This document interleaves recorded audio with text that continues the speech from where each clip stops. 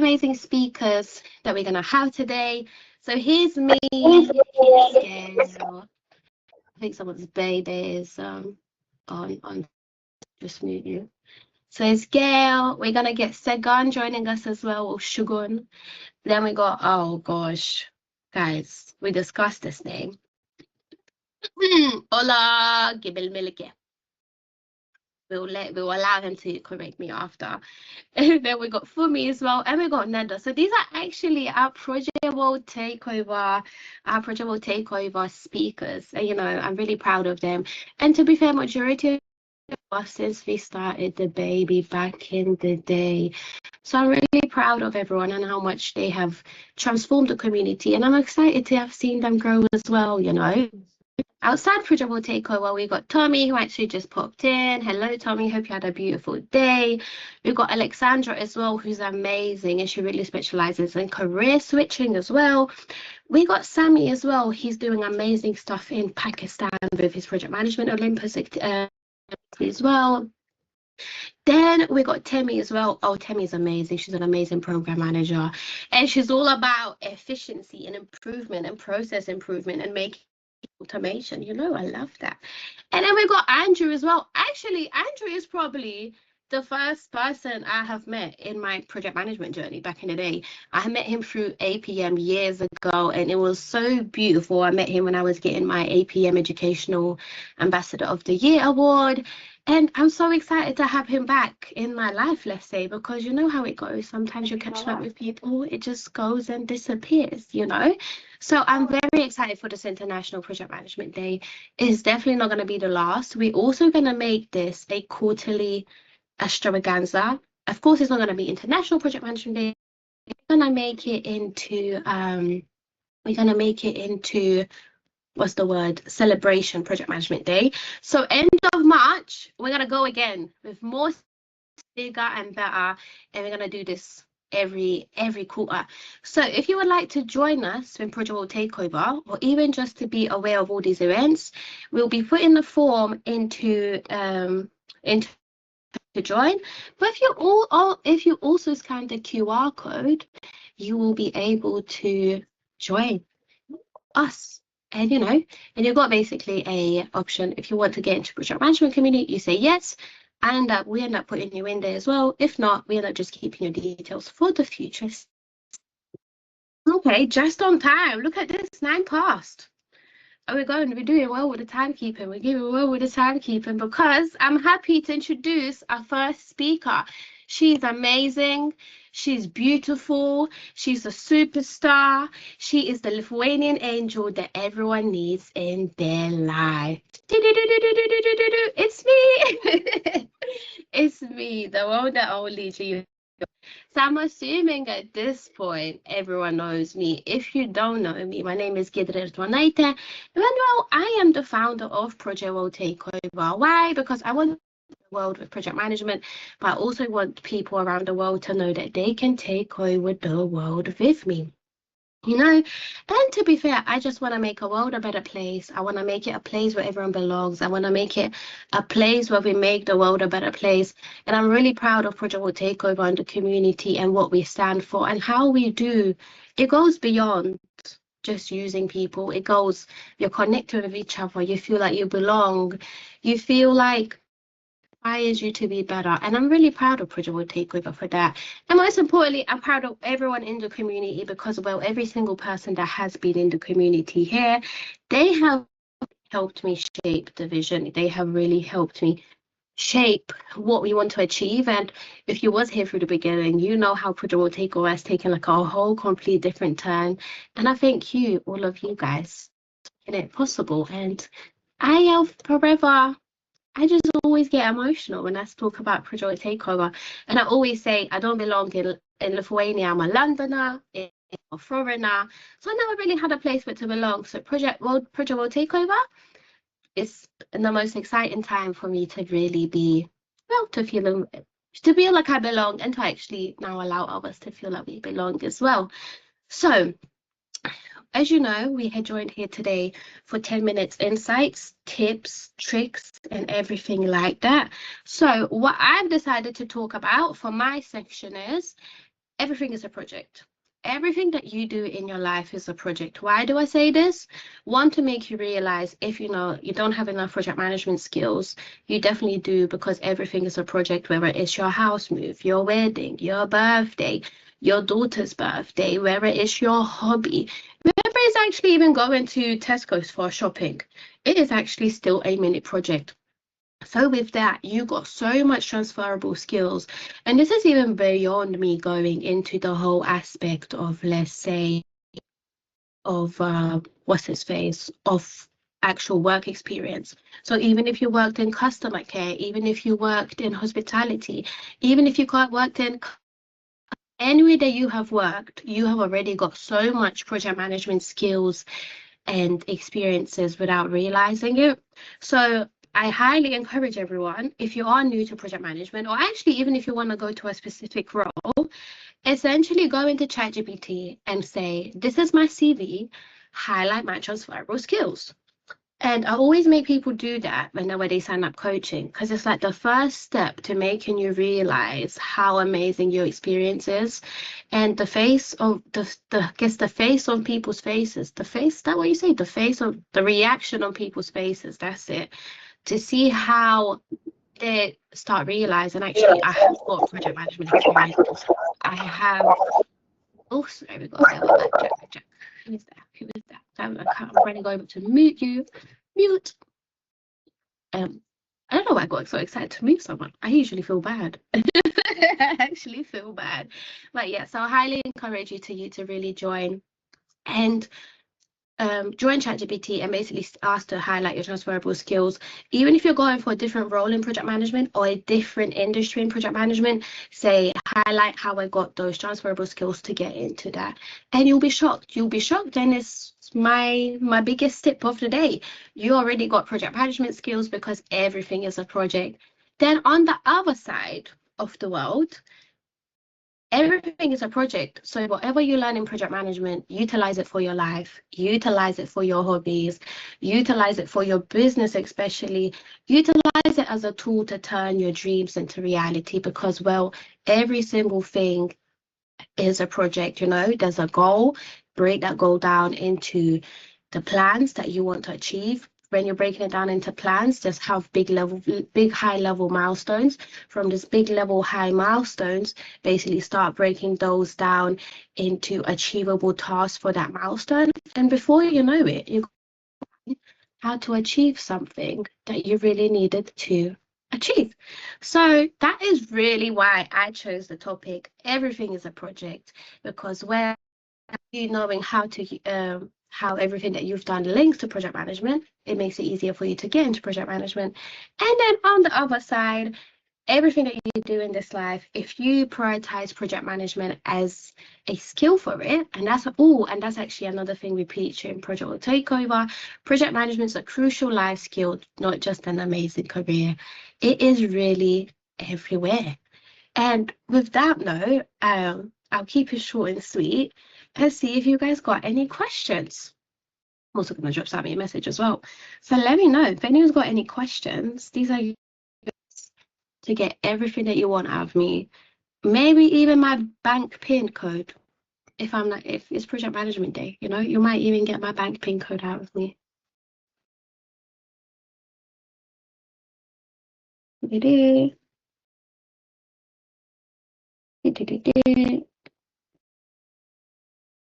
Beautiful. You guys don't have questions? I don't know. Should we pull one of the questions? I've got a question for you. I've got a question for you. So the question is what got you into project management? What's the one thing where you said, this is a career for me? Thank you. That was a great question. Every day is different. That's what got it for me. I know people know I actually got ADHD. To us, routine is like, we need it, but it's like, we don't want to do the same thing every day. We don't want to wake up and know what a day to day is going to be like. So that was actually the biggest thing that made me realize I want to get into project management. Every day is different, and it's needed in every industry as well. And the last one was the teacher said everything is last minute and everything changes last minute. I was like, I'm always last minute anyways. So that's what made me want to get into projects. Cool, great. Thank you. I think that you had a question as well. We'll do one more as we wait for Sally. Yes, so I want to know, I think personally for me, working in project management, you need to have a lot of empathy. So I want to know from your perspective, in your experience, do you think empathy can be taught? And do you think that great project managers can be good project managers or great project managers without having empathy as a soft skill? Yeah. Oh, that's a good question, actually. Do I think empathy can be taught? I think generally everything in this life can be taught, any skill that you have. I think some of us might be stronger at certain skills and certain aspects of it, but I think the more you practice something, the better you get. So, and actually, I got a friend. He's very blunt. He doesn't know how to express himself. So actually, he's now at the stage where he goes to ChatGPT and he would say stuff like, my friend is going through this. What is the empathetic way for me to console them? Is that the word? Console, whatever, make them feel better. So even with that, the more he's going to ChatGPT and he's asking questions about certain situations, now automatically it becomes easier for him to be empathetic naturally because it's like he's already got some skills. And it's like, I don't remember what happened car. And even when he looked back and like the things he was saying, I was like, wow, this is like a new man because he's just getting comfortable with it. To him, the more he does it, it's less, I guess, awkward, isn't it? And I got another cousin as well. She's not the best at expressing herself. And to be fair, I think it especially comes for people on the spectrum, especially if it is something like autism. And of course, every autistic person will be different because, well, the spectrum is so different. But let's say someone if they do come from the spectrum, it could be harder for them to be warmer and empathetic. Not means that they're not, but they just don't know how to express it. Right? I think naturally some people will just not be the best of it. Me personally, I think I'm too empathetic. Like anytime I send you an action, anytime I ask you for stuff, I'm sitting here like I feel so bad. Oh my god, like I'm just giving them more to do. So then it drains way. It's like I feel bad to actually even allocate tasks that, well, I get paid to allocate the tasks for, right? The delegate. So I think you can definitely get better at it. I think the more you practice it becomes, and I think even stuff with AI now, it's like I said, my friend just goes in there and he just propels it up, So yeah, and I think crucial aspects. I got an amazing friend. His name's Paris. He basically goes how your emotional intelligence is linked to your no, wait, rewind it. Your IQ is linked to your EQ, which links to your focus quantity or whatever the Q stands for in these things. And actually you can really see how if you do have high emotional intelligence, your focus and ability to deal with people and work effectively goes way higher. Why? Even let's say if you start panicking and you start feeling like using your stuff, if you've got high empathy and emotional intelligence, it allows you to actually pick, you know what, right now, this is not even the person that's pissing me off, is actually going through, I had a tough day. It also allows you to see them when people are being difficult stakeholders and people are actually not wanting to do tasks. It allows you to see why isn't anyone doing it? And at the end of the day, a lot of people in project management got like 1,030 and 60 things to do. And every single person that messages them or messages me, we all think everything is important, right? So essentially you do have to be empathetic as well in things like that to know, or actually even earlier, they wasn't able to do the meeting because actually they said, you know what, I'm going to go to my daughter's, I forgot what it was. And it's like, I could have been like, no, but actually we need to discuss this today, da, da, da. And it's like, well, actually, no, like being with your daughter is way important than anything else that we could do in these projects, So I think, yeah, I feel like that was such a woolly answer. Did that even answer what you wanted to answer? No, it did. Yeah. Thank you so much. It's nice to hear different people's insights. So yeah, definitely agree. Yeah. Thank you. No, thank you, thank you. And I do want to say this as well, being an empath and having ability to really know your emotions and know other people's emotions, it will make your life easier as well. What did Sammy say? Sammy is running late. In the true project management world, things happen. We're agile over here. So who do we have? We have Neda, Gail, Tommy. Who else is here? Does anyone want to go first before Sammy?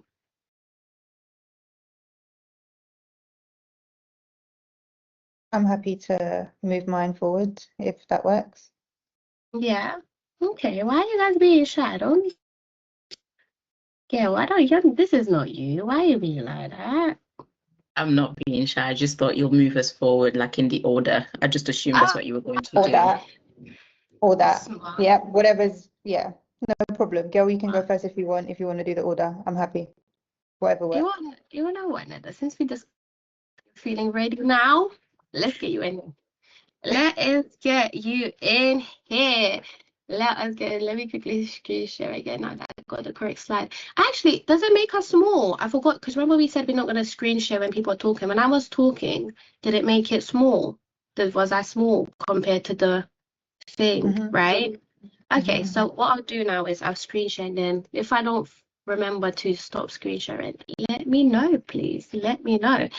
Okay, so I'm going to be introducing Neda today. I am very excited to introduce Neda today. Essentially why, well, this is the Project World Takeover godmother of everything that we've been through. To the point, I think she was actually here. She was on the first session we ever did to onboard people to Project World Takeover. She joined us there few weeks out, like a week after we done another session to onboard the second group of people, to the point where people was like, oh, so you and Neda started this together. Like it really showcases you how she's been a leader and an inspiration and honestly a true godmother to Project World Takeover. And I'm forever grateful for everything that you've done for us. And you know, it's amazing to see you grow, and I'm really excited for well all these next steps. You know, Neda is actually a senior PMO. We got her in there from a leadership position, so that'll be a fun topic, right? She didn't just end up going for an entry-level position. We got her into a senior PMO position. She's an amazing leader, amazing AI enthusiast. She's really creative as well, actually, as well. And she really is actually building her own baby right now as well. She is kind of, I guess, procrastinating on it, but we are not here allowing her to procrastinate. And we already done a tester session in Project World Takeover, and her community is basically going to be focused and really on one, empowering people, making the world a better place. It's like mental health, but without the mental health. It's like a piece of corner, a corner where you feel again where you belong and you can share everything. So keep your eyes peeled for that one. Oh my God. Keep your eyes peeled literally for that one as well. And yeah, and I'm really excited. And without further ado, the godmother of Project World Takeover. Thank you very much. Okay, let me know if I run out of time. Do time me, because once I start blabbing, I'm going to continue for God knows when. So, hello everybody. Thank you very much for joining us today. My name is Neda Ayaz, and as G, with her kind introduction, has mentioned, I am working as a senior program PMO at the moment at Mizuho, which is a Japanese bank. So today I wanted to give a quick introduction about myself, but also kind of talk you through my journey of how I ended up in project management. Spoiler, I didn't know I was going to end up in project management. I was just dropped into project management. So that's a little bit of a fun story. So just to give everybody a quick background, I went to uni studying law because I had a strong sense of justice, always wanted to do the right thing, always wanted to help people to make sure that, you know, the people who deserve to get justice would get justice. Unfortunately, in my second and third year of law, I realized that there is no justice in the world. You only help people find loopholes and get through those loopholes. Unfortunately, that's how the system is set up. And I could not get myself to commit to that long term. So once I completed my law degree, I started looking for jobs completely outside of law. And I started working in a company called Utility Warehouse. So that was my first job after graduating from uni. And I didn't know where I was, going, what I was doing. So I started in the call center. And I was there for 8 years in the company. And I started in the call center and very, very quickly climbed my way up. So in the 8 years that I was at Utility Warehouse, I had 8 different roles. And 4 of those roles were within leadership. And after I basically got into leadership, I realized that is something that I enjoyed doing. And I'm also happy to say that most of those roles, I didn't actually apply for it. I'm probably one of the lucky people in the world where your skills and your work kind of speaks for you. And it was good to see, I guess, that your hard work that you put into your day in, day out work actually is being recognized by people. So I was there for 8 years, like I mentioned, and not everything goes smoothly all the time. I had my first ever female manager who joined the company externally, and we just didn't get along, I guess. Things like this do happen. You do hear about it, but you would never think that it would happen to you. Definitely not from another female leader, because again, I've always had male leaders before, male managers before. So I was excited, but sadly, that wasn't a great experience for me.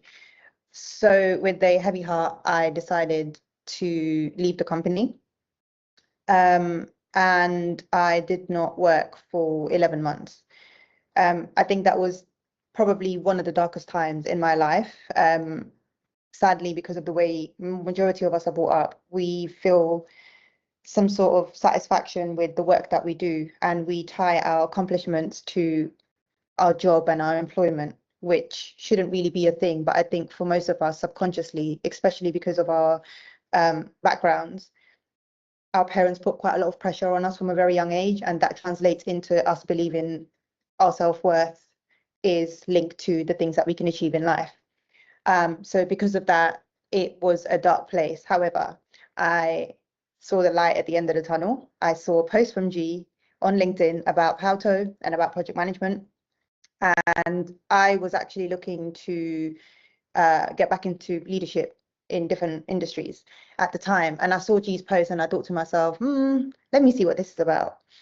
So I signed up and I joined my first session, and we are where we are today, I guess. I think it's been 2 years, almost 2 years now, that I've been part of PWTO.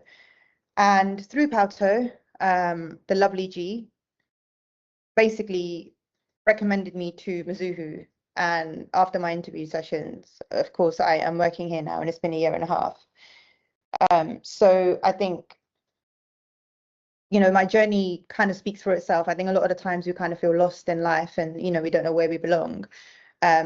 But I'm a strong believer in when doors close, some doors closes for you, more doors will open. You just need to look. And I think a lot of the times you speak to people and they're kind of going through difficult situations in life. That will be my best advice. I know that at the time it's such a bad feeling, and you don't know what to do with yourself. You might become depressed, or you might get anxiety, or whatever it may be. But always surround yourself with people that are there to uplift you. And this is why I'm so thankful to the PWTO community as a whole. One thing I do want to emphasize on as well is when I went for my interviews for Mizuho in my current role, I did not think that I was going to get the job. I had 3 different interviews, but they weren't interviews. They were more like casual talks. And because I was only used to interview processes where people sit down and ask you questions, I thought in my head, they're having a casual conversation with me. This doesn't seem too strict. They don't have a list in front of them. They're not quizzing me on everything that they want. Maybe they don't like me. That wasn't the case, of course.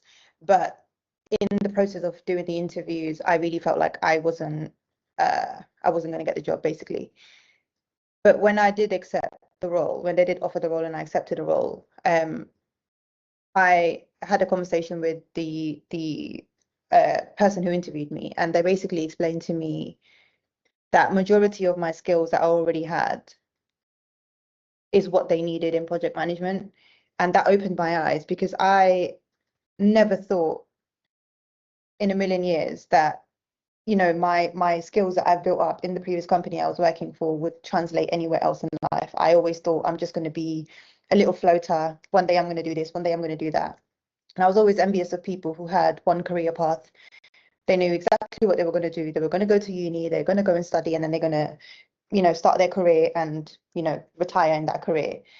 But I think in that process, I also realized that I am a generalist, and it's, you know, jack of all trades, as you would say. And I think transferable skills is definitely one of the biggest things that is helpful for people who are generalists as a whole, because you're able to use those skills that you have learned and adapt them to different environments and different industries and different roles. So this is why I'm a very, very big advocate of transferable skills as a whole. A lot of the time you speak to people and, you know, they will kind of tell you about, oh, I like doing this, or I do this, and I really want to get into this industry, but I don't know how to get in there. And I always love those conversations, because, you know, I get the chance to quiz them on what skills they have and what they currently do. And then with that knowledge, I would go back to them and say, well, this is exactly what you would do in this industry that you desire to go into. And it's just a shock. And, you know, the realization in their faces that makes me happy, because a lot of people don't actually know what the other side looks like because they haven't been there. And to have people who have experienced all of that kind of show you what it could look like for you is it's basically something that I love doing. So yeah, in essence, that's a little bit about myself. I know that G mentioned I am trying to start a community. So again, I have had a taster session, but just for those who might be interested, I'll give a quick introduction. I don't want to put a name to it yet because I'm still questioning it at the moment. But essentially, I feel like the world that we live in nowadays, we're just glued to our devices most of the time. And the essence of conversation and meaningful conversation is basically lost. So what I want to do is have community-based discussions, because I'm really keen on my people that would be joining my community to have the ability to hear out other people's perspective. What I realize in my journey is a lot of the times when we're living our life, we have blinkers on. We can only see, we're tunnel vision onto just us and our life. And it's very difficult to kind of understand people's perspective, and not having those perspectives from different people makes you very strict in your own way of thinking. And I don't think that that's the right way to be, because in order for you to grow in life and learn in life, you need to be open to people's perspective. Even though you might not agree with it, you need to understand that people hold different perspectives to you. They have different beliefs to you. But I feel like society as a whole don't allow those topics to be discussed anymore, whatever those topics might be. And it just become a taboo topic, where if you have a conversation with someone, if you don't know them, it kind of feels embarrassing to bring up certain things, or you might feel uncomfortable bringing up certain things because, oh, you know, we don't have that relationship, so we can't talk about things like this yet. And I don't believe that. I think everybody should have their own opinion, with respect, of course. But everybody should be able to voice their opinion and have the opportunity to explain their side of the story. And other people should be able to hear that side of the story. And whether or not you agree with it or you don't agree with it, it will give you some food for thought. And you would realize very quickly how enlightening these conversations are.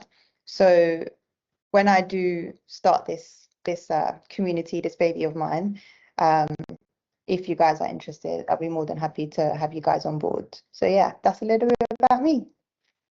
Hey, thank you so much. Michael said this is such a great idea. Sounds like a great idea. Keep it going. I let people think of a few questions while well, I put my 2 cents into it. One, I think it's going to be an amazing community. You know, like I said, we've done the trial testing. Project will take over. I only kind of forced her to do the trial test because she didn't think it's needed. And I was like, watch, we're going to do it. You're going to see how useful it is for people. So that's another thing with Project will take over community. If I feel like someone's got a dream or someone's got a passion, I'm going to make sure you go and chase after that thing, you know, reality. So I'm very excited for this baby to come back. And I'm putting you under pressure. Next this you're doing in end of March, you better have a form to send to people and to sign up and come in and join the sessions. No, it's nothing. And thank you so much for sharing your story as well. For, you know, sometimes I guess it can be uncomfortable to let strangers into your story. And I'll always say, you know, I knew that I had no project management skills when I wanted to put into Mizuho, but one, I knew how amazing her leadership is. I knew how proactive she is. Even the logo you guys see, actually have a look when I screenshot this logo here. Oh my God, I flew my glass. I actually designed that. She was so proactive, like from the vision and stuff. Anything we even needed stuff, even if she didn't know, she would go and learn it. And the first thing I even said to Nada, like, I'm gonna make sure you get into there. I just need you to spend some time with me so I can make you aware of those project management stuff, you know, those project management keywords. So once you start talking their language, it makes it so much easier. And then I know people was even saying like, oh, but you know, you kind of put her in there. It's not fair to other people. But what I need people to realize, like I was able to, I'm blessed because she was on a career break and people was looking at that career break and, you know, taking her away from opportunity to be in a place where guys don't look at this career break, like ignore this gap that she has. And with this, I promise you, she's going to come and join you. And, you know, they basically was really sad that I'm leaving. So I said, if you're sad that I'm leaving, the next best person is Neda. If you don't get Neda, that's it, like forget it. So that's to show, you know, when people know your value, when people know what you do, people will vouch for you. People will want to open doors for you. And I feel like that's what happened with Neda. You know, I wanted to help her, but only because I knew she could do it. If I didn't think she could do it, I was never gonna put her in there. So we'll finish this with your net worth is your net worth, but only if they know your value, because essentially you would have never even received that. And I think I saw Dean in here. That's kind of happened with me and Dean as well, because he recommended me for a role. Again, we asked him last time where he recommended me. We'll see if he wants to come up and share why. But again, no, your network doesn't mean nothing if they don't know your value, if they can't trust you. So does anyone have any questions for Neda? We'll do one question, then we'll move on to Gail because she has to go.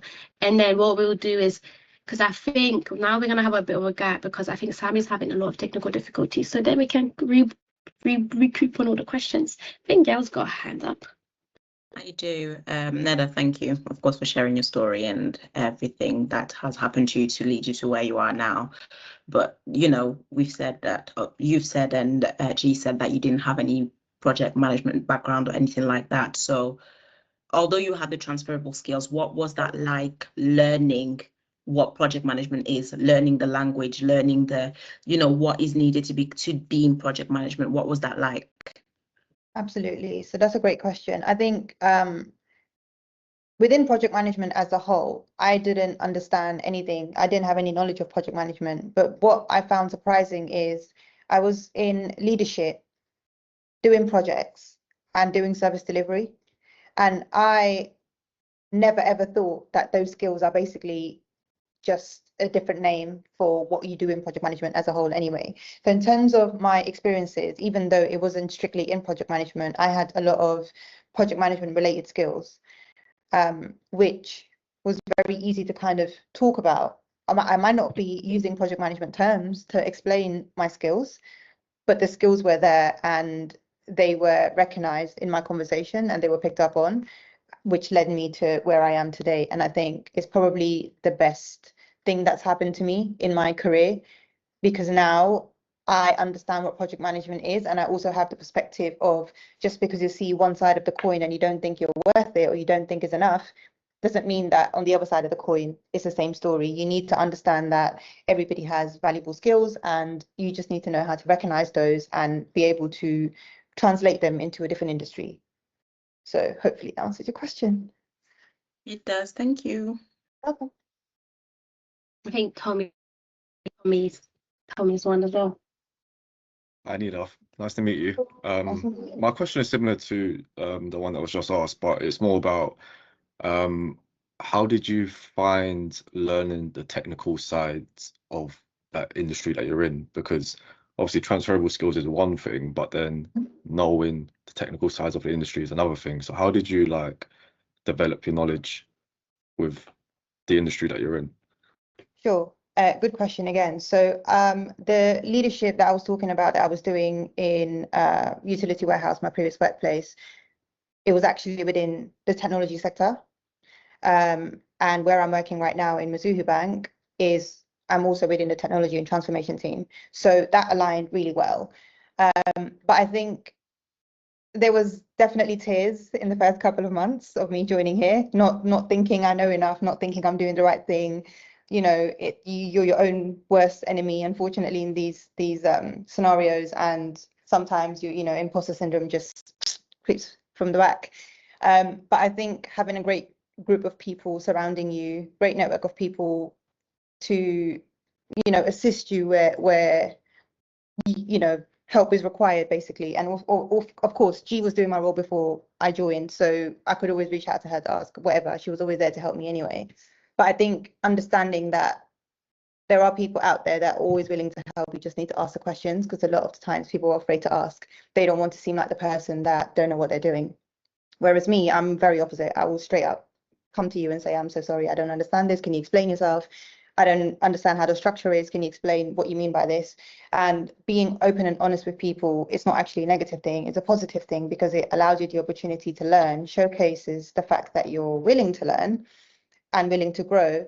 And people are always happy to help. So yeah, I think it was definitely a challenge in the beginning, but I'm glad where I am today, because all of those skills that I had that I didn't know was project management related have now led me to be pulled into projects that are not just strictly PMO, but just in a year and a half of me being here, I'm now an SME on a cloud project. I'm now doing BA stuff alongside my PMO. So believe in yourself, I think, is my main message, and everybody is worth something. You just need to know how to see those skills and apply them.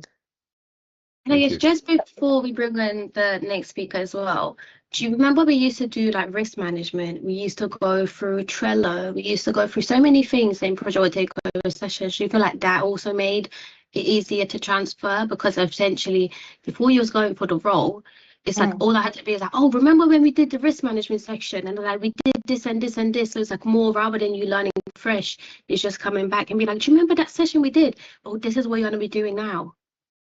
100%. I think within PWTO itself as well, all of the different, like I was aware of Trello, but I wasn't aware of Monday.com. I wasn't aware of Jira.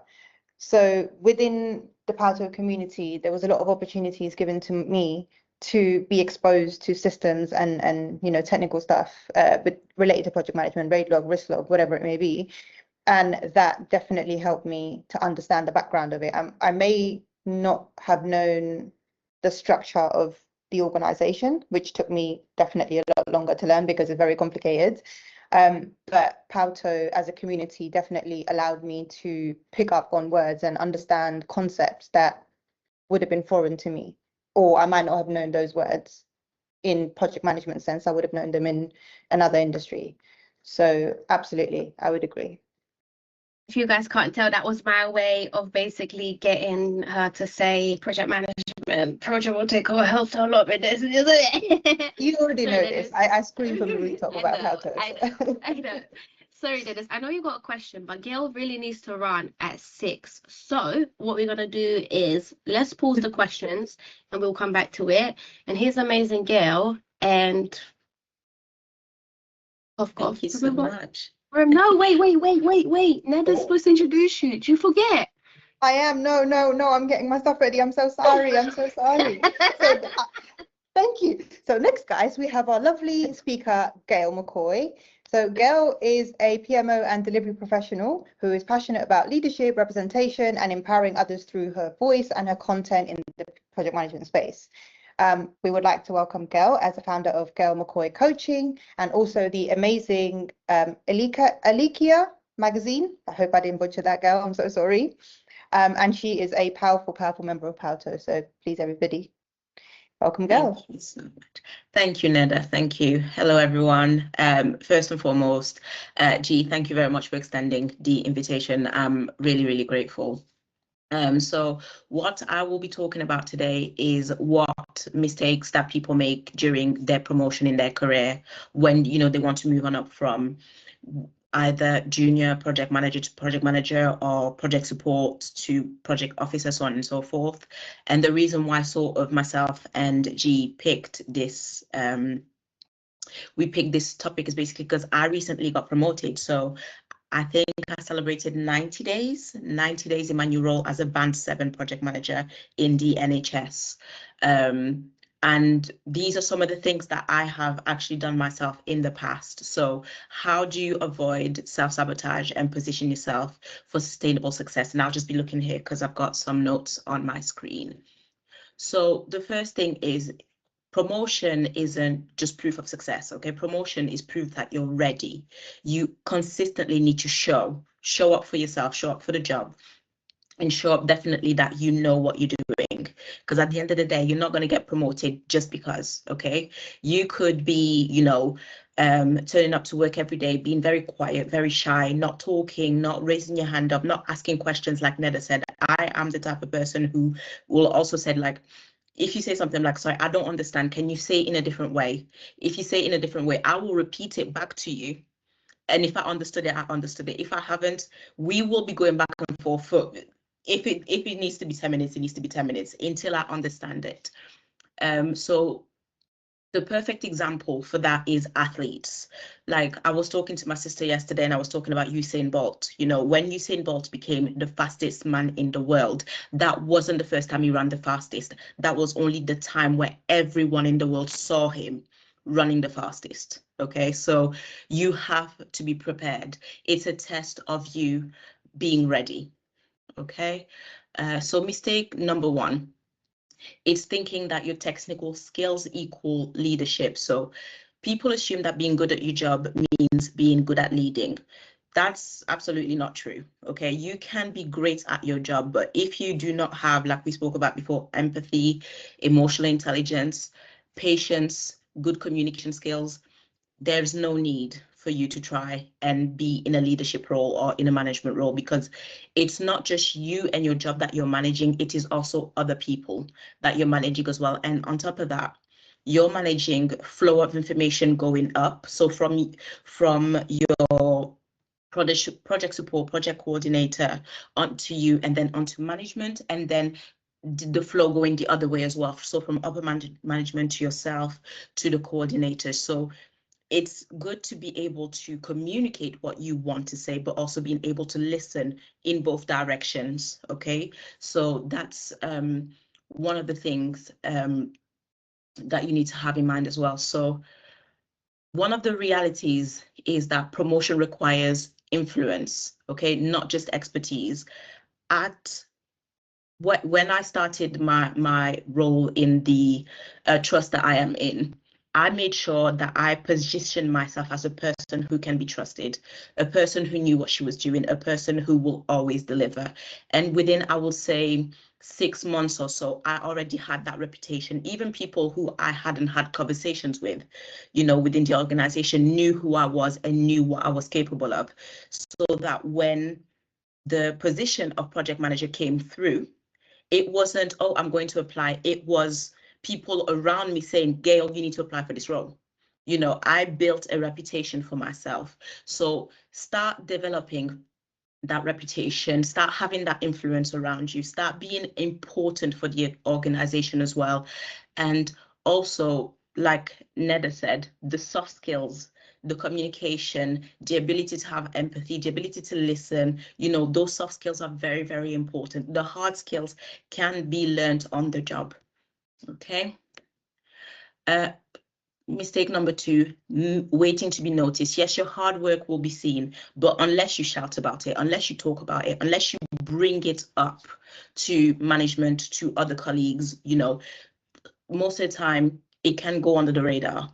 Okay, most of the time it can go under the radar. So if you give yourself visibility, okay, you will be able to have advocacy from other colleagues. okay, you will be able to have advocacy. So in terms of the role that I had, that I have now, I had advocacy from both of the project managers that I was working with, the program director that I was working with, and another program director who I took on as my mentor within the organization. I had 4 people that could speak for me, as well as other colleagues in other teams that very much knew that I was capable of doing the role. Okay, so I made myself visible to everyone. And then I had other people that would advocate for me as well in terms of that role. So learn to articulate your value, document your wins. I have something called a brag sheet, okay? That brag sheet is literally everything that I have achieved within the project that I worked on in 18 months.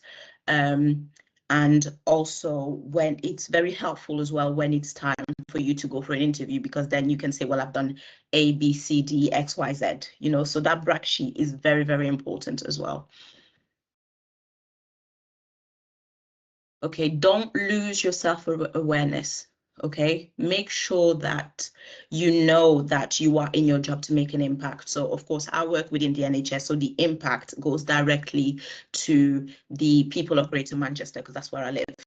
Okay, everything that I do is to impact them. Those are my main stakeholders, even though I am indirectly impacting them. Okay, so my other stakeholders are also the clinical staff. So everything that I do is for their impact, is to make sure that they gain and benefit something. So if you work in a private organization, of course, you would need to know who your stakeholders are, how important it is, the work that you do, how important it is for them. But for me, as I said, it's the people of Greater Manchester. It is the clinical staff first and foremost. And of course, whilst I answer to senior leadership, I also answer to the government. So I need to keep all of those things in mind as well. So do not lose your self-awareness. Make sure that you know what you're doing and who you're doing it for. It's always like, I always try and ask myself, you know, what impact am I having and for who as well? You know, because the impact, yes, the impact benefits me because, you know, I love what I do and I'm grateful for all of that. But, you know, how is it that what I'm doing is impacting those people that need it? And the last thing that I would have to say is, especially the way project management is going, definitely, you know, we live in an agile world. It's not so much static, like things need to be flexible, need to be malleable. So learn to, and if you are a person who does not like change, do not come into project management at all, because project management is change all the time, every time, 24/7. So I think to go from just being a project support to, you know, a junior project manager to manager, you need to learn to go from doing to directing. So it's delegation is something that I very much struggled with, because I am used to being delegated to. So whereas now I need to learn how to delegate to other people, because as I said, it's not just me now. I have 3 project support project officer that I work with. So learning to, you know, give them things to do, the right stuff to do, do not overwhelm them as well. And also I've learned to go from being noticed to being strategic. So I need to know the strategy of the projects that I'm working on, you know, develop that strategy, work on that, but also the strategy of the whole organization. It's not just that I am implementing it, but I need to have a full understanding and how it will impact, as I said, the organization as well as the people of Greater Manchester. And also go from sort of just pleasing others, meaning making sure that, you know, my project manager, my program manager is happy to building systems, like building ways of making sure that everything is in the right place. Basically, the work is done at the right time by the right people, knowing, basically, not just doing. So that's basically what I've learned. And I think one thing that perhaps I can leave you with that you can do, you know, before the end of the year, like identify one mistake you're making right now that's keeping you in your role. Okay, you know, are you hiding yourself? Are you not advocating for yourself? Are you not showing your skills? Are you not being vocal? Because at the end of the day, you have a voice. Okay, use it. And I promise you, even when people are not saying anything, people are definitely noticing. Like, as G, Neda, and Gloria was here as well. No, I'm coming to an end of it, but I have literally spent 100 days posting every day on social media. And there are times where my posts get no likes, no comment whatsoever. But then when I'm networking, people say, oh, well, I saw you say this, I saw you say that. So that visibility is showcasing me as a great project manager. Okay, it's showcasing me not just on social media, but of course within my organization and within the healthcare world as a whole. Okay, choose one behavior that you can change this month. So I'm gonna pick on you a little bit, I'm sorry, but Gloria, you know, we always tell her how amazing she is and how, you know, her ideas are great, but Gloria hides herself. Okay, so yes, Gloria hides herself. Like, yes, G's shaking her head, but Gloria has this. She can articulate project management in such an amazing way. But of course, I think she's just not ready to use her voice yet. So one behavior that you can change this month, I think for me, the behavior, creating this visibility, has definitely showed me that my voice matters and people believe in what I say, and what I have to say is very important. And final word is that promotions don't necessarily define your growth, but your growth is defined at how you handle your promotion. So you will always get promoted if you put in the work. Okay, as I said before, Usain Bolt didn't just become the fastest man in the world when he ran that race for the first time. That's when the whole world saw him. So he's been preparing for a very, very long time. Yes, that's it from me. I have been Gail McCoy, a project manager, and thank you so much. Thank you Do so you much. have any questions? I know you need to run in like 2 minutes, so we'll do. Actually, Michael put a general question. So since Gloria Okay. had one actually addressed to you, which was actually linked to something that you said, so I was like, is she a witch or something? She essentially said, you mentioned that having a skill doesn't necessarily mean you're ready for leadership. What steps can someone take to nurture the skill and prepare themselves for a leadership role, especially if they feel ready? Okay. So I think in terms of leadership, so stepping into this role, I have had to have a lot of help from the 2 project managers that I have. And as I said, the program director who I took on as a mentor. It's the way I talk. It's the way I lead a room. It was less of asking permission to be in that room, but it was more of saying, okay, so this is what I know needs to happen within this project, and this is how we need to make it happen. It's more of, can I please? No, it's a lot more, okay, so these are the issues that we're facing right now. Okay, this is how we're going to tackle them.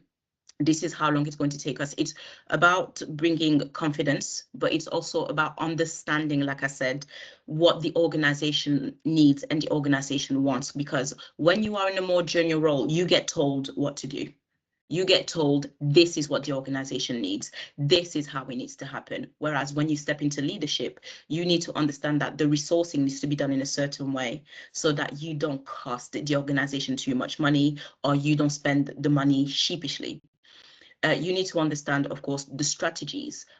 The strategy of your project needs to fit in with the wider strategy of the organization, speaking for myself, and then the wider strategy of the NHS, and then the wider strategy of the government. So it's not just knowing how, and not just knowing how to run a project, but how and where is your project tied to the rest of the organization, to the, you know, everything else that comes with it, basically. I hope that answers your question. Thank you so much. I know you got a client, so we'll let you run. But before you run, what? I can allow a further 5 minutes if there's more questions. Yeah. And then what I was gonna say as well, you know, Gail was actually really powerful at coaching and doing branding. I think people think branding is just for marketing for businesses, but honestly, even actually Michael put in how he wants to get into freelance and how does he do it. The easiest way to do that is by having a strong, powerful personal brand. And I think we're in a day and age where essentially if you don't have a personal brand, you risk at basically being complacent. This is why AI will never take over you if your brand is strong, if people know what your specialities is. And another thing as well, we're in a world where no one works in the same organization for 20, 30, 40 years. Those days are over, you know, people are restructuring all the time. So you need a personal brand. So by the time you actually want to really go into your next step, people are aware. And I know we always talk about, you got a friend, isn't it? By the time she posted that she's looking for a job, like in an hour, she ended up not just getting a job, but they called us and said, what do you want? The salary, what benefits? It's on your own terms, your own flexibility. When you got a powerful brand, it's beautiful. Okay, we'll do a quick question for Dennis, then we'll move into Sammy, because Sammy's joined us. And he's in Pakistan right now, and it's 11 p.m., so we're keeping him past his bedtime. So let's see what Dennis has to say. Hi, Dennis. Hi, please allow me. Am I pronouncing your name right, Gail? Yes, it is. Hi. Yes. Wonderful. Thank you very much for sharing your experience and your work that you do with us. I just wanted to ask a question because I work in project management too, but at advocacy level with advocacy work for human rights in Ghana. And I just wanted to ask, you speak a lot about, understanding, strategies at different levels, especially like leadership level and, also like at the team level, right? And I think the question I wanted to ask is sometimes what strategies do you find yourself employing when, your project is going towards a direction, but something comes up and there's a challenge and, you find your team members steering a little bit away from, meeting your deliverables on time for the project. So how do you find them, like, what strategy do you find employing to motivate your team and then get them back to the project's objectives so that everything can be done on time? Because one of the things that I've noticed with project is time management is very important. And if you're not communicating that with, your stakeholders at every point of the project, is going to be, a problem for you. So this is my question to you, and I'd love to hear your thoughts on that. Thank you so much, Dennis. Thank you for your question. So you are absolutely right. Time management is one of the most important things in project management.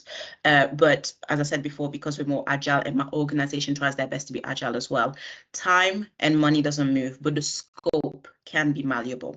Okay, that's where we try to have a little bit of leeway every now and again. So that is one of the main things that we do. What is it about the scope we can do more of, less of, in order to keep on time? Because time and money, government organization, okay, time and money does not budge. In terms of scope, we always have can I call it a due diligence or a tolerance? That's the word, a tolerance that we can move away from. Can we do more of this? Can we do less of this in order to reach what we need to reach? If it's moving way out of tolerance and it is needed, that's when I call upon my program manager or my program lead. If the program lead can't fix it, we then take it to the program manager. Okay, so we do have an escalation process. We do have a way of making sure that things happen. So that's one of the main things. And in terms of sort of always meeting the organizational needs, the way within my trust, the way we do things is every single one of the strategies sits under a house. Okay, so at the top of the house, the roof is our main stakeholders. So of course, the clinical staff and the the people that live in Greater Manchester. Okay, they're at the top, and every single pillar that we have that sits underneath works its way up. We are doing this for them. Okay, we're doing this to make sure that they stay healthy for longer. We're doing this to make sure that they're able to work. We're doing this so that, there is less beds being used within hospitals, like everything. And at the bottom, you have the programs. And of course, below you then have the projects. Okay, so that's how we've got it set up within my organization. Okay, I hope that answers your question. It does. It does. Thank you very much for the response. Fantastic. Thank you so much. Thank you. Okay, that is it for me. Once again, G, thank you so much for the invitation. And guys, I hope you enjoyed the rest of the session. All the best. Bye-bye. Thank you, Gail. Have a lovely client session. Lovely, lovely. Without further ado, though, we'll make this one fast because I know it's late, Sammy. Thank you so much for joining us. I know we had some technical issues. So right now, guys, we are basically running around 10 minutes behind schedule, maybe even 15. But you know, it's project management. When is ever anything on time? When does everything go planned? That's why we love Agile. So, Same, can you hear us? Yes. Hello everyone. I am really sorry I had a bit of connectivity issues. Otherwise, I would have appeared on my appointed time. Okay. If I would like right now, I can only look into my topic I gave because I don't have that much time to discuss anything else. How to manage projects effectively. Uh, I have many experienced project managers. They may know that it's totally an introduction topic. So if I would talk about it, I would say teamwork. If your team does know how to delegate within each other, what is the role of one person? Are you in that favor to interfere in that person's role? This is the only conflict which flickers your teamwork, and it shows like you can't work together. And if you look, having your, as this is not by everyone, by the way, you take weekly updates from the client in a project. What that takes to be, you tell the client this is going on, this went on, he tells you like I want this adjustment. Okay, it's fine. Like you have an approval from their side, and you start notifying your stakeholder group. There have been many companies that could not survive the market. Why? They did not follow these basic principles for teamwork, management. Some were even like they had the best qualifications. Even then, what took them apart was only their teamwork. It didn't went well. So I think you need to have your teamwork. First of all, you need to do it well. Secondly, you need to take weekly follow-ups with your stakeholders and your clients. Except that I would say a third point. Uh, you may say a third point can be you become a leader for your team. Do not become a boss for your team, because there are many organizations with whom I have been working with right now, and I have seen them. They have a project lead and they become bossy, more like they are the boss. So that is something that needs to be balanced within everyone. Except that I think these are the three advices, and for today, I think I'll conclude by saying you will delay everything, but time will not. Be careful. Thank you. Oh, I like that. Thank you so much. Wait, you forgot. You forgot. You're supposed to shout out your community as well. I'll just share it in the chat then. Okay. Perfect. And yeah, so Sammy's community is called Project Management Olympus. I love Sammy's session. I had a lovely session there myself where I was hosted by the amazing community. I love how they're so consistent with their sessions. I love how they bring in people together all over the world. And he's really changing the industry in Pakistan. So the other side of the world, and we shall slowly take over all sides and the entire world. No, thank you so much, Sammy. Does anyone have any questions for Sammy? I know it is very late. It's true. I actually got a petition. We get rid of project management and we call it project leadership. Everyone can manage a project. Not a lot of people can lead a project. So like Sammy said, teamwork, it is everything. Okay, Bella Raju. Oh, I like this. I had a question. One, I led projects in a predictive approach for the last few years. How do I get good experience in that agile approach? This was for you, Sammy. Okay, let me just read the question again. I just It was distracted, isn't it, with the WhatsApp? I think you can, like, you look into the companies, then I would suggest you look into the company work structure, how they're working, their their approach. It's not wrong if they are following the waterfall approach, but if you find the waterfall approach, it's fine, as I told. And if you find the agile approach, it's something well, because it's unpredictable how they are working. You can't say this is something and I need this from a company. No one will even tell you this within an interview. Some will, that is very rare. Okay. Uh, can you share a challenging situation you faced in your PM journey? How did you overcome it with a good result? Okay. I would say, like, I have, as I told, I have my own community. I'm working on it right now. I face a lot of challenges on a daily basis, like tackling with all the people I have with me, except that arranging all the speakers and all that stuff. If you look into that, uh, I think I handle it pretty well with, I think, 170 to 175 people, speakers arranged. Week ago, that helps me a lot to manage my projects easily. And if I talk about any external project, I think I had one project, I had 3 projects at the same deadline.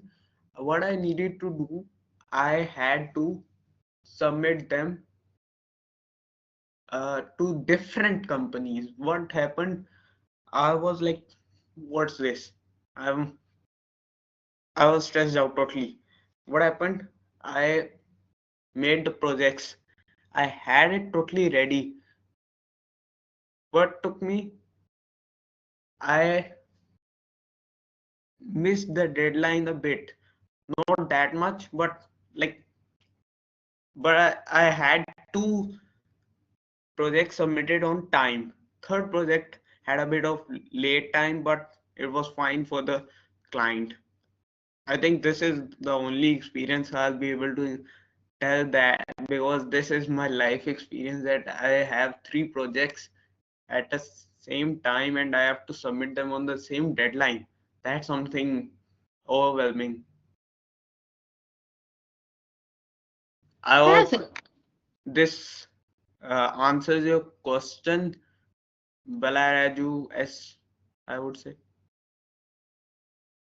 Thank you so much, and thank you all for all the amazing questions. If we haven't got to them yet, we shall definitely get to them when we get a little gap, a little gap, a little. Oh, Stacy. Okay.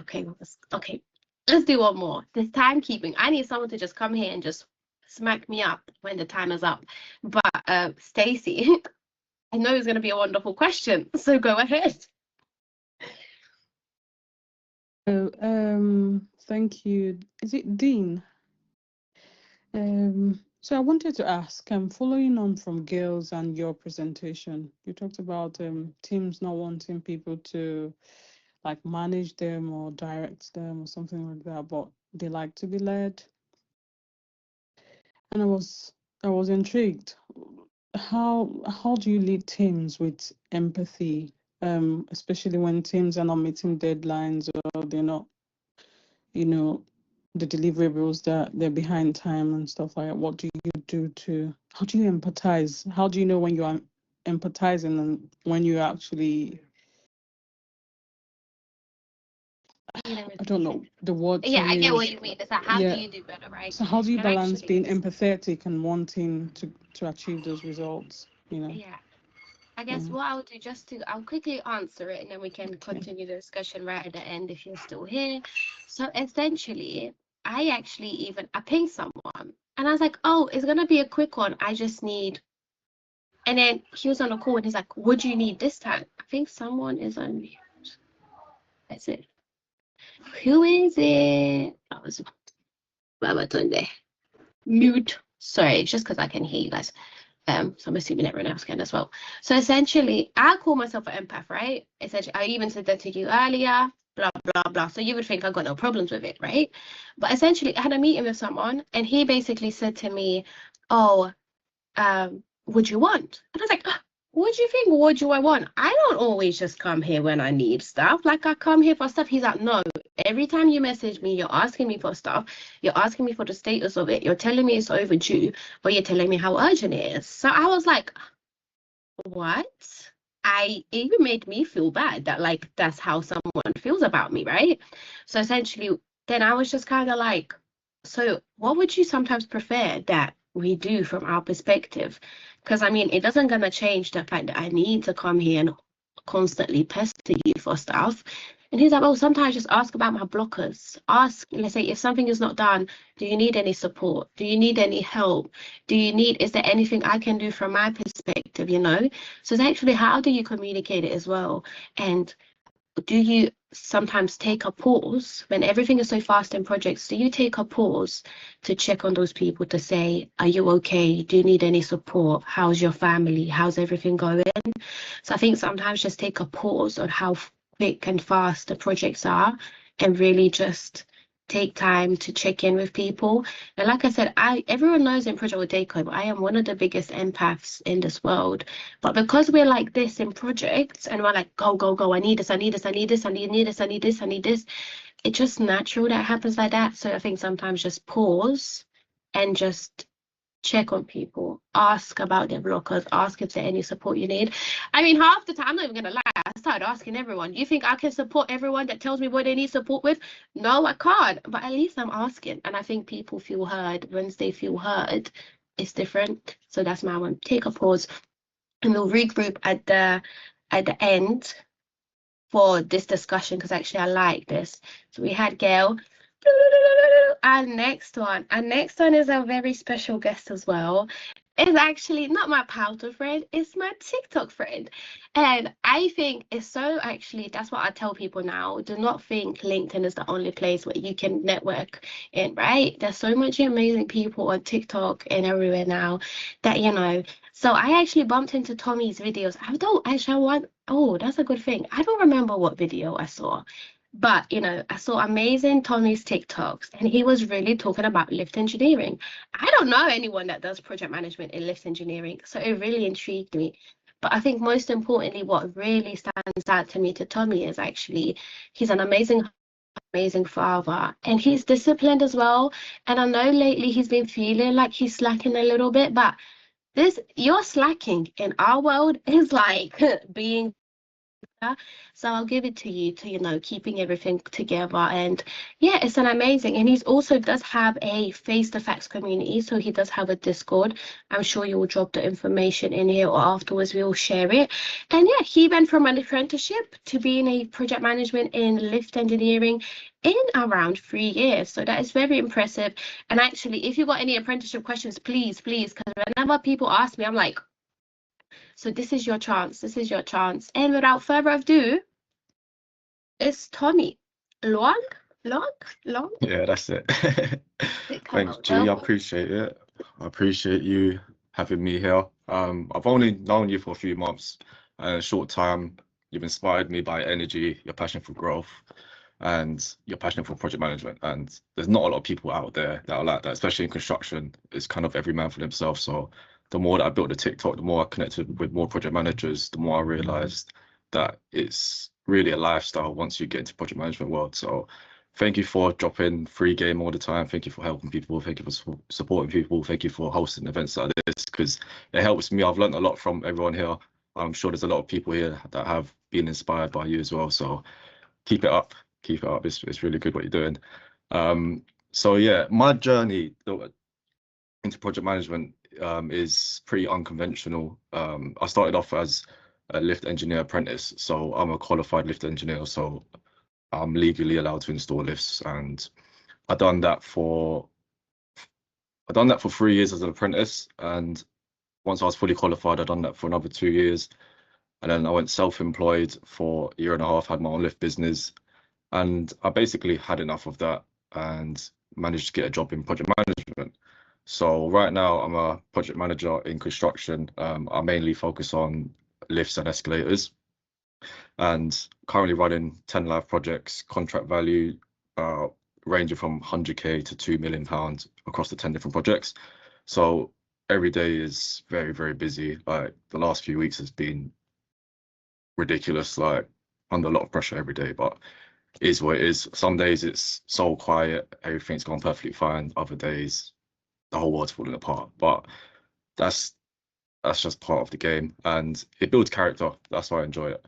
And the way I got into project management wasn't like how most people do. Well, really, if you ask 100 project managers how they got into if you ask 100 project managers how they got into project management, you'll get 100 different answers. And my answer is that I basically applied for an engineer's job, and the CEO liked my CV so much he offered me a project manager job. And me being confident in myself, I thought I'm ready for that, even though I had no project management experience, no leadership experience. I've never led more than 3 people ever. I've always sort of been pretty quiet and a independent person. So going from engineer to project manager overnight was a massive shock to my system. And a few people touched on it as well about feeling like you got imposter syndrome. And I felt like that for about 2 years, as I was like my first 2 years of being a project manager. And along the journey, what I realized was that I needed mentors and guidance from people who are where I want to be, or are on the same path that I'm on. And there's actually one person in this call right now. His name's Paul Barnes. I'm going to bait him out. But Paul Barnes is a very good friend of mine. He is about twice my age, and I'm sure you don't mind me saying it. But he is my right hand. Anytime I need any project management advice, he's there for me. I met him on site. He was a project manager and I was still an engineer. Literally, my first year of project management, even if I needed to write an email or had a situation, how to deal with this, how to deal with that, he would have like the perfect answer for it. So a big part of my growth and part of my journey was having people better than me in my circle, because what I believe in, like, let's say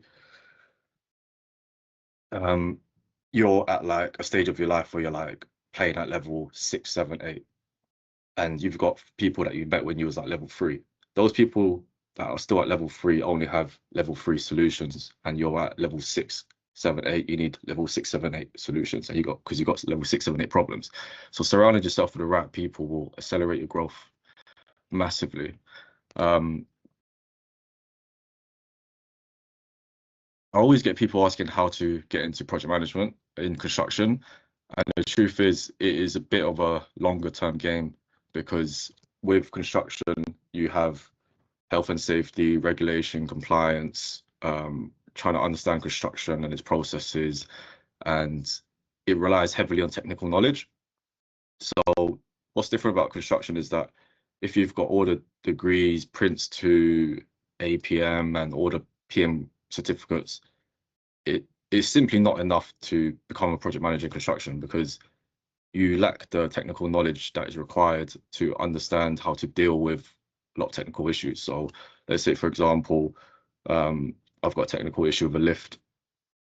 If I pull someone from uni, they would not be able to diagnose that issue and be able to give a solution for that issue. So that's where my technical background has helped me become a project manager. Like I said, I've never had any formal no training at all.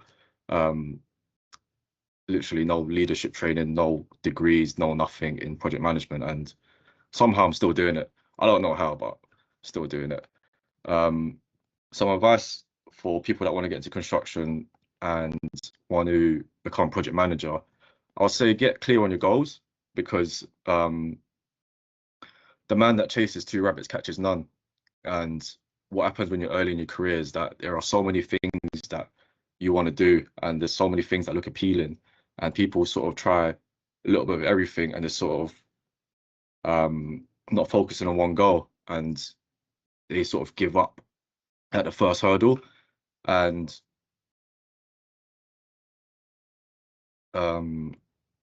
yeah, just get very clear on your goals, where you want to be. The good thing about construction and project management is that you don't need to come from a technical background as such as well. You can also start in an office role and start off as a project admin, project coordinator, and then work your way up through that way. But then, even though you don't have the technical knowledge, you will still pick it up along the way. You just got to start from a lower job title. So just going through my notes here.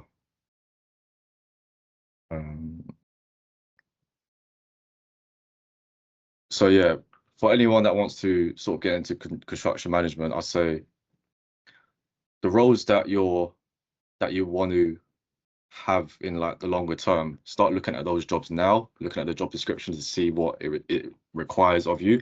It might say technical knowledge in XYZ. It might say just relevant experience in leadership management, change management, program management, whatever. Like, you'll be surprised that there's so many roles out there that are available for people that don't have technical knowledge as well. A lot of office roles. I've got a few mentees that have stepped into project coordinator roles, project admin roles, and they've never been in construction before. So there's definitely a lot of opportunities out there. Final words. Sorry, I'm rambling on a little bit. But final words. Yeah, make sure what you are chasing is what you want, because the man that runs a race he doesn't want to be a part of will never win the race. So just make sure you're clear on your goals, guys.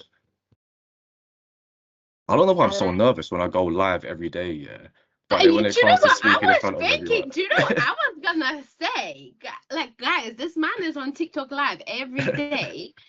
And all it is just you now being on a bigger screen. Yeah. It's like, that's what it is. Your face is But you know bigger, what? so It's part of the process. Yeah, like, you know, the things I got my notes covering my face as well, so then I don't but you know, it's part of the process. It's part of the growth. Like, if it wasn't for this opportunity here, then I wouldn't be able to reflect on my weaknesses and my structure and everything. So I know that wasn't great, but thank you for the opportunity anyway.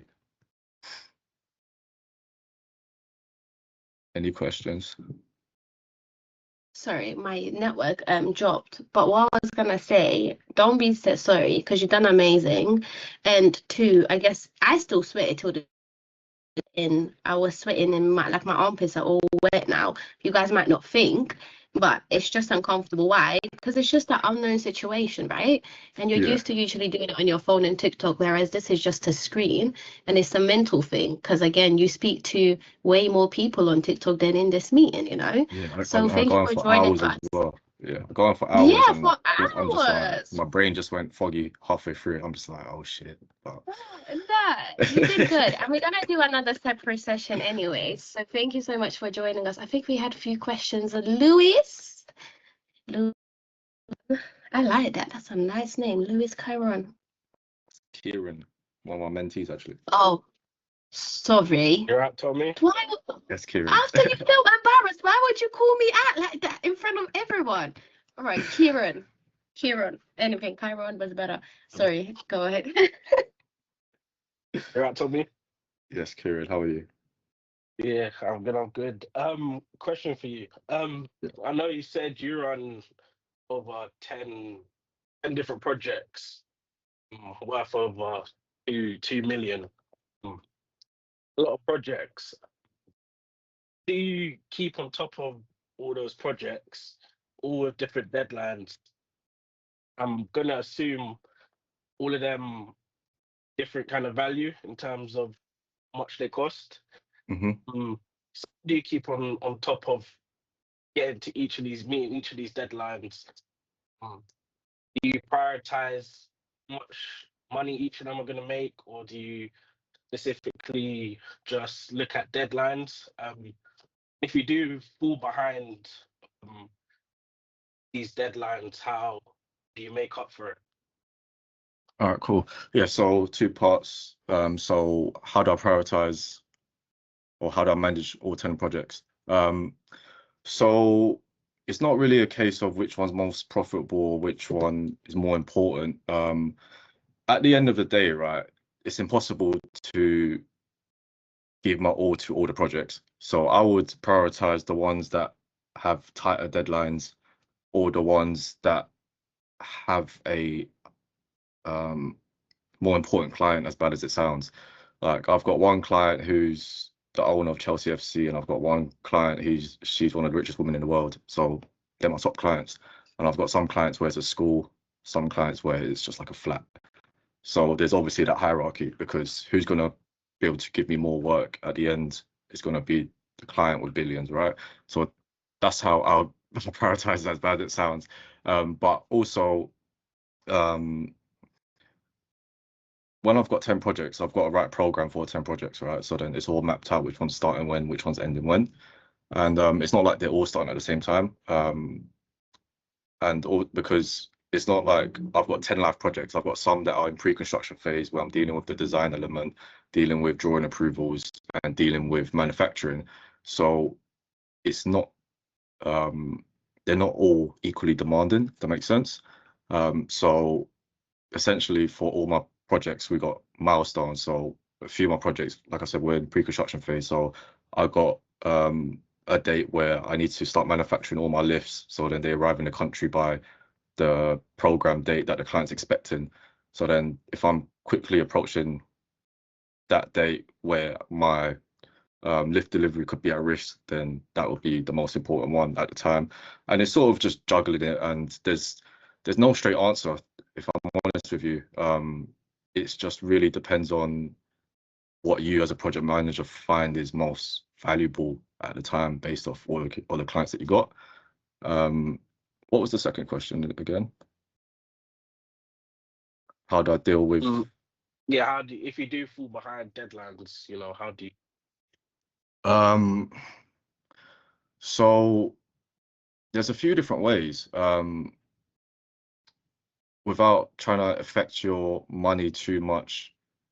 It really depends on the situation, because I could have a project where I could throw more guys at the job, or I could just inform the client, say, look, we're going to be a little bit late, and just manage the expectations of the client. Because with construction, you know, you have things that could affect your program, which could be things clearing customs. You could be waiting for a lift to be manufactured. You could be waiting for parts to come, and then wrong parts come. So there's so many different aspects that could affect your program, and you can't control all of them. So you just have to manage the client's expectations as soon as you know that you're going to have a problem. And what I like to remember is that stress comes from not dealing with a problem as soon as it arises. I think that's what Steve Jobs said. So as soon as you got an issue, you just need to make it very clear to everyone, rather than waiting a week before it's crunch time to tell them. So at least, like, they know what to expect. Because with project management, I say it's like 80% communication. It's all about 80% relationship building. So it makes a big difference when you can call a client directly to say, look, I've got this issue, X, Y, Z. This is the solution, rather than doing it over emails or just waiting for things to blow up. And I think it's just being very clear on what's going on with your projects, with your client. Hope that answers your question. Thank you, Tommy. Yeah, it did. Thank you. Thank you. I know Neda's got a hand up as well. Yes, thank you so much, Tommy. Thank you for your insights. Fun fact, construction is another industry that I would love to go into. No reason whatsoever. I just find it fascinating. Find it fascinating that you can be a part of something that never existed, and then you can physically see something kind of, you know, from the ground up. It's always interested me, alongside investment banking. So I'm 50% there. I shall get the other 50% very soon, hopefully. Question for you, and a little bit of a plug. So me and G are due to have a debate towards the end of November, and the debate topic was, should PMs be specialist? And I know in your segment you spoke about how you have to have technical knowledge in what you do. Without that technical knowledge, you're unable to do what you do. I am a strong believer, and regardless of what the debate sides are, I think G would agree with me. We're strong believers that you don't have to have technicality or specialist experience for you to be in a project management role in most industries. So I understand construction itself is a very different industry. For yourself, you work in the lift industry, which is probably you're going to need some technical knowledge. But I guess I want to understand, apart from the lift side of the construction side, do you feel the same about specialists or technical knowledge in other places as well in construction, or do you feel like it's specific to certain areas in construction? Great question, and I wouldn't recommend getting into construction, by the way. I'd say a common theme that I've seen, right, is that the worst project managers didn't come from technical background. So the worst project managers didn't have never picked up a screwdriver, have never actually done the installation work that they're managing. That's my opinion, that they're the worst ones, because when you've been in the field for so long and someone says to you, I've got this really complex issue, and you know, you can then put yourself in that same position because you've sort of gone through that same experience and resolved that issue on site. Whereas someone who doesn't have a technical background, don't get me wrong, they can have other strengths, such as knowing how to ask the right questions, having sort of like swallowing their pride to ask the right questions to the right people and admitting when they don't know something. So just because they don't have the technical background doesn't mean that someone else doesn't have that knowledge to give them. But then there is that sort of lag between the time to find that solution, which could be the difference between a project failing or not. Do you know what I mean? Like, if someone told me that they had an issue, I might be able to resolve it straight away. But then another PM that I got in my team who's actually leaving because he's quite bad, it might take him a lot longer to resolve it, or he might think he knows the answer, sort of goes ahead with a solution, and it turns out that's the complete wrong solution, and it ends up costing a lot of time and a lot of money. But it's not to say that you can't get good over time. Like, this is why I say construction is a long-term game, because it will take quite a long time to get to that point where engineers will also be able to respect you even though you haven't been in the field. It's not essential, but it's very what's the word, desirable, very desirable. Yeah, because like I've got a project coordinator who came from a non-lift background. She just worked in B&Q, and after a year of working in the company, I can ask her about X, Y, Z to do with lifts, and she just understands it. She comprehends it. She might not be able to come up with solutions, but she knows what I'm talking about. Do you know what I mean? So I think she's still a few years away from being a project manager, but I see massive potential in her to be a project manager, and I would trust her if she was a project manager in my team because of her attitude and willingness to learn. So I don't know how to answer that question. I can't give you a definite answer whether people should be specialized or not, because you can still get the job done if you have the technical knowledge. It will just be harder for you. Okay, good, because I think going back to what Sammy mentioned as well, there's definitely a difference between leadership and management, and I'm an advocate for leadership, not management, right? So I guess my perspective on that is probably more in line with, if you've got the skills to be a great leader within project management in construction, and please tell me if you don't agree, that's fine. But if you've got the skills to be a great leader in construction within project management, scenarios, you can empower your team to come up with solutions. If you've got a good team under you, you don't need to know the technical side. But again, I understand. To be honest, I'd say I'm on both sides of the fence, because also, like, as a project manager, I don't know everything. Do you know what I mean? I just need to know the person I could call to give me the solution for it, because I don't just work with lifts. I work with other trades as well, who, like, I might work with joinery companies, fire stopping companies, people that do lifting eyes, lifting beams, lifting equipment, and that's not my specialty. But then I know I just need to know the man that can, if that makes sense. So, do you need technical knowledge? No. Would it make you a better project manager? Yes. Can you still get into project management without construction background? No. Will it take you time, but will it take long to get to the same speed as me? Yes. Will you eventually get to my speed if you've done it long enough? Yes. So it's sort of, yeah, about 50-50, whether you need technical knowledge or not. Thank you very much. Thank you so much, Neda. That was a good question. We'll let Paul go just because I heard that's your boy. He's Andrew my actually brother. was in the cover. I don't know why that excited me. From another mother. My ADHD is kicking in. I've been sitting for too long. Andrew actually was making some great points in the chat as well. So project management is multilingual. You can work either deliver in any project, any sector. Project management is a set of reusable processes regardless of the product, service, or change that you are bringing about.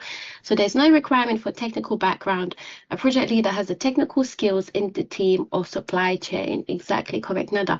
Wait, I forgot who's taking which side on that debate, because these are good points. I'm taking whatever side Andrew's points support. No, that's my side. I am the one who's Oh, arguing that no. you don't need to be a specialist. Oh, wait, guys. Okay, I forgot. I'm doing you need to be a specialist. So please, if you got some points, add them to the chat because I'm gonna need a lot of power for this.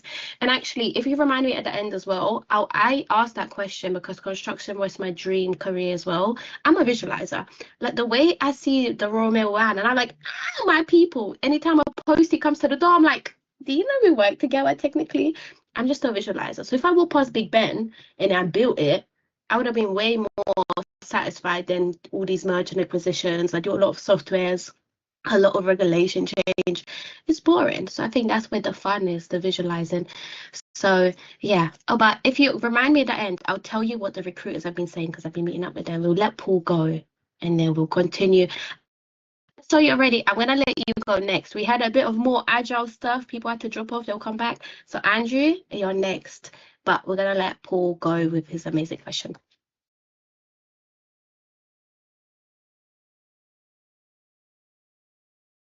We can't hear you, Paul.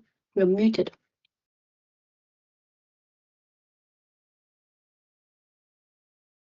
Should I mute you? Would that be easier? Oh, it doesn't let me mute you. We can't hear you, Paul. Paul. Paul. It's embarrassing me now. Paul, your Tommy's brother. Okay, while we wait for Paul to find his finger to unmute, Sandra actually asked, what is going on?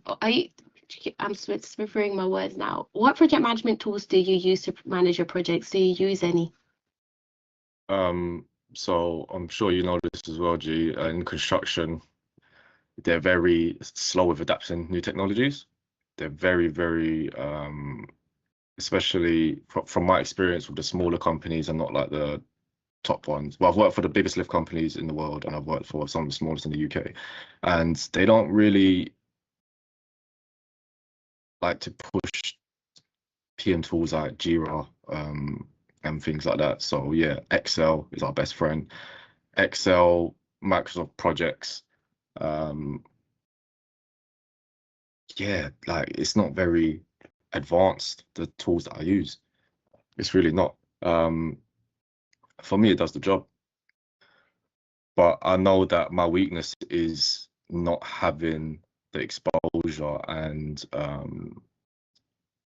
not having the knowledge to be able to use these softwares properly. That's why I've joined Associate Project Management as a member, because I want to strengthen these skills.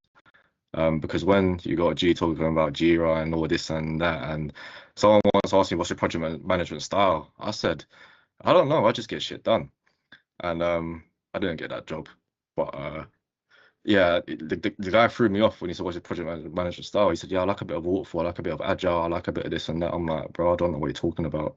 You know, I've got a project, I've got a lift that needs to be installed, I install it, you know what I mean? And the job makes money and I'm selling extra money in the job, so everyone's happy. But this is one of my weaknesses, especially as someone in construction who's trying to develop. I can admit that I'm not good with any project management tools or softwares. You're calling it Jira now, yeah? I don't know what it is. Gira, The other day you called it Jira. I was having a blast. Let's check. It's Paul. Are you back with us? And you know what? Actually, I don't recommend doing certifications and stuff. But even when me and Tommy was catching up, I do think because he's got so much project management knowledge now, the next step is for him to really go and just learn the project management language so he can fit it into his experience, learn some project management tools, and pop out. He's just powering through, you know. So I even told Tommy what I really want from his session for people to realize is that if you are not in project management yet, you do not need certifications, you do not need all these degrees, you do not need all the fancy stuff to get in there. All you have to have is transferable skills. I think now at his level, because he has been doing projects for so long, that's like the next step. Get all the methodologies, get all of the stuff. It scared me because, guys, our teams, if you're a project takeover, you know our teams kicks us out. So when that happened, I was like, oh, they kicked us out. I was like, what? No way. So yeah. And sorry, Paul, it looks like you couldn't get through. So definitely type the question or send. Oh, you're back. I am back. I am back. Apologies. Yeah, my name's Paul Barnes, and yeah, I am the culprit for the masterminding Tommy. I wanted to take this opportunity to say to you, Tommy, I'm very proud of you, very, very proud of you. Thanks. You've basically picked up the rake and run. I don't think my advice to you, what 2 years ago, would have been as poignant if you wasn't the person that you are. You're very much a go-getting type of person, and I think that's what we need in project management. I'm a senior project management. I've been in project management over 20 years in construction, and I've built some buildings in my time, homes, high high-end homes, and now I'm looking at I'm concentrating more on refurbishment and working for some of the bigger companies, i.e. Arsenal.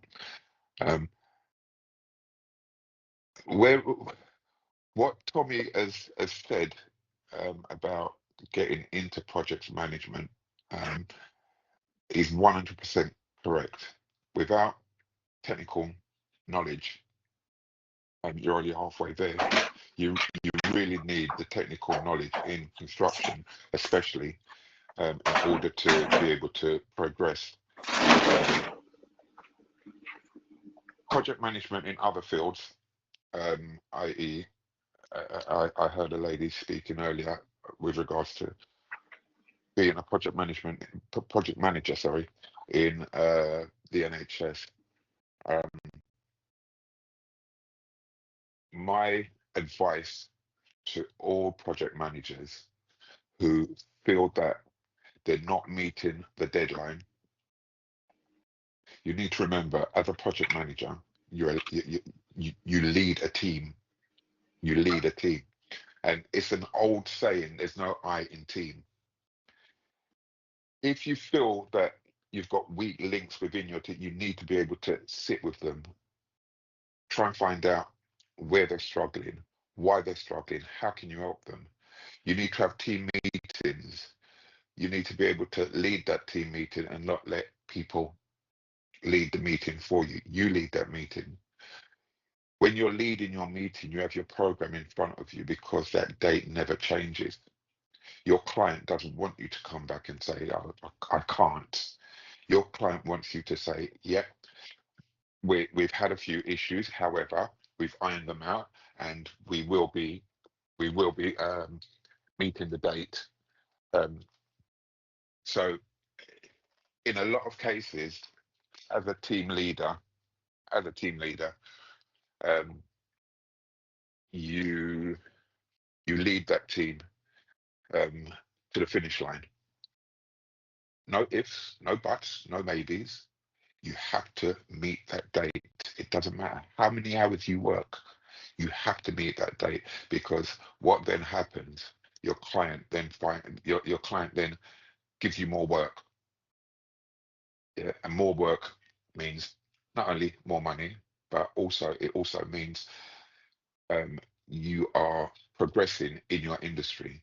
Your name then carries.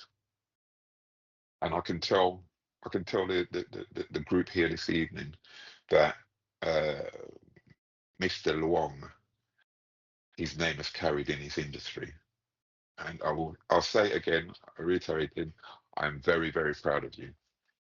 Keep up the good work. Thanks for listening to me, guys. Thanks, Oh, Paul.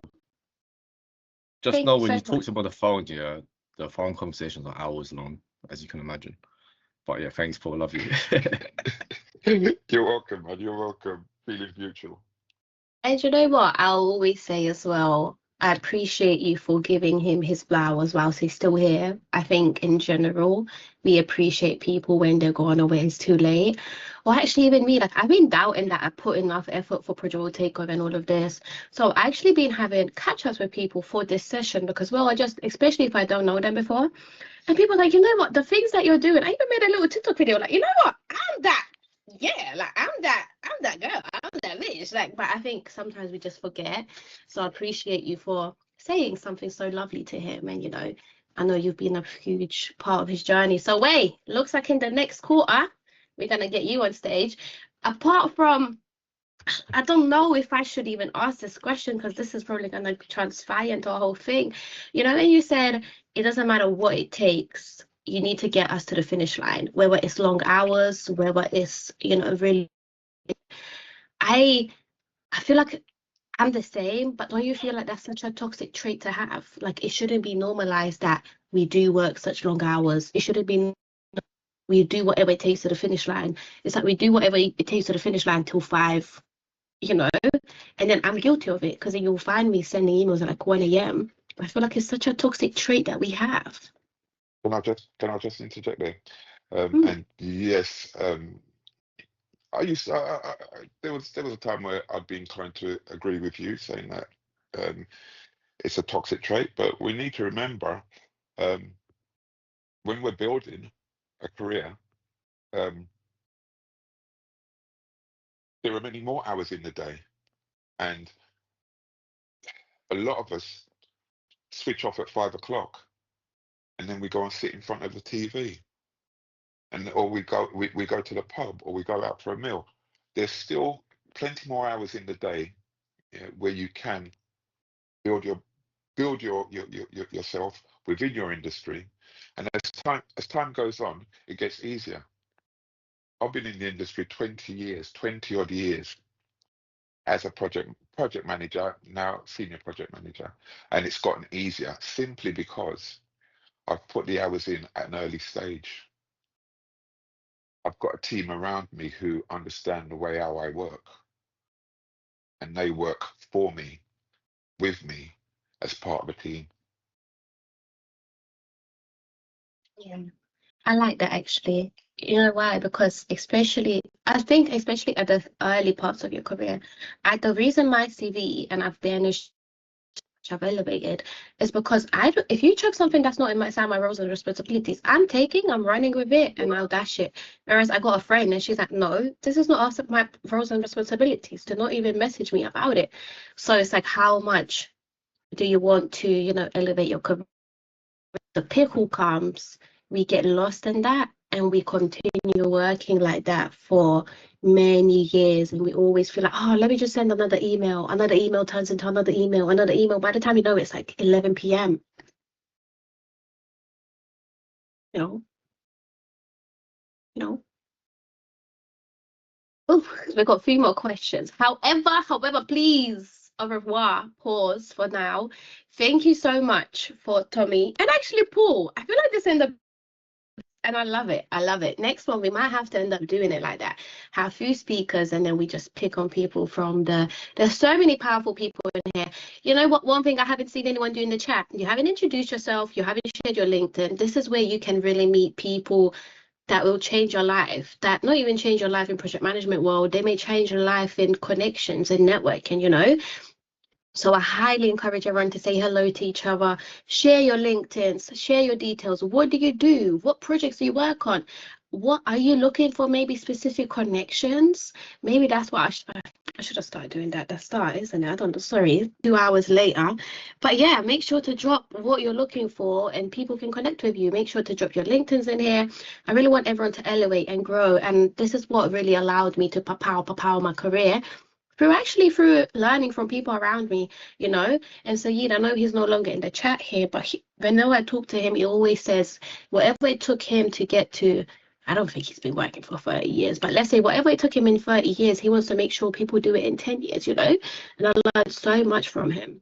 So please, Tommy, share your details in the chat. Please share your TikTok, your Discord community, everything. And please follow Tommy because, yeah, he's amazing and I love it. Because, well, we're young and lit now. You don't have to have 65, 70 years of experience before you can really take over the industry, you know.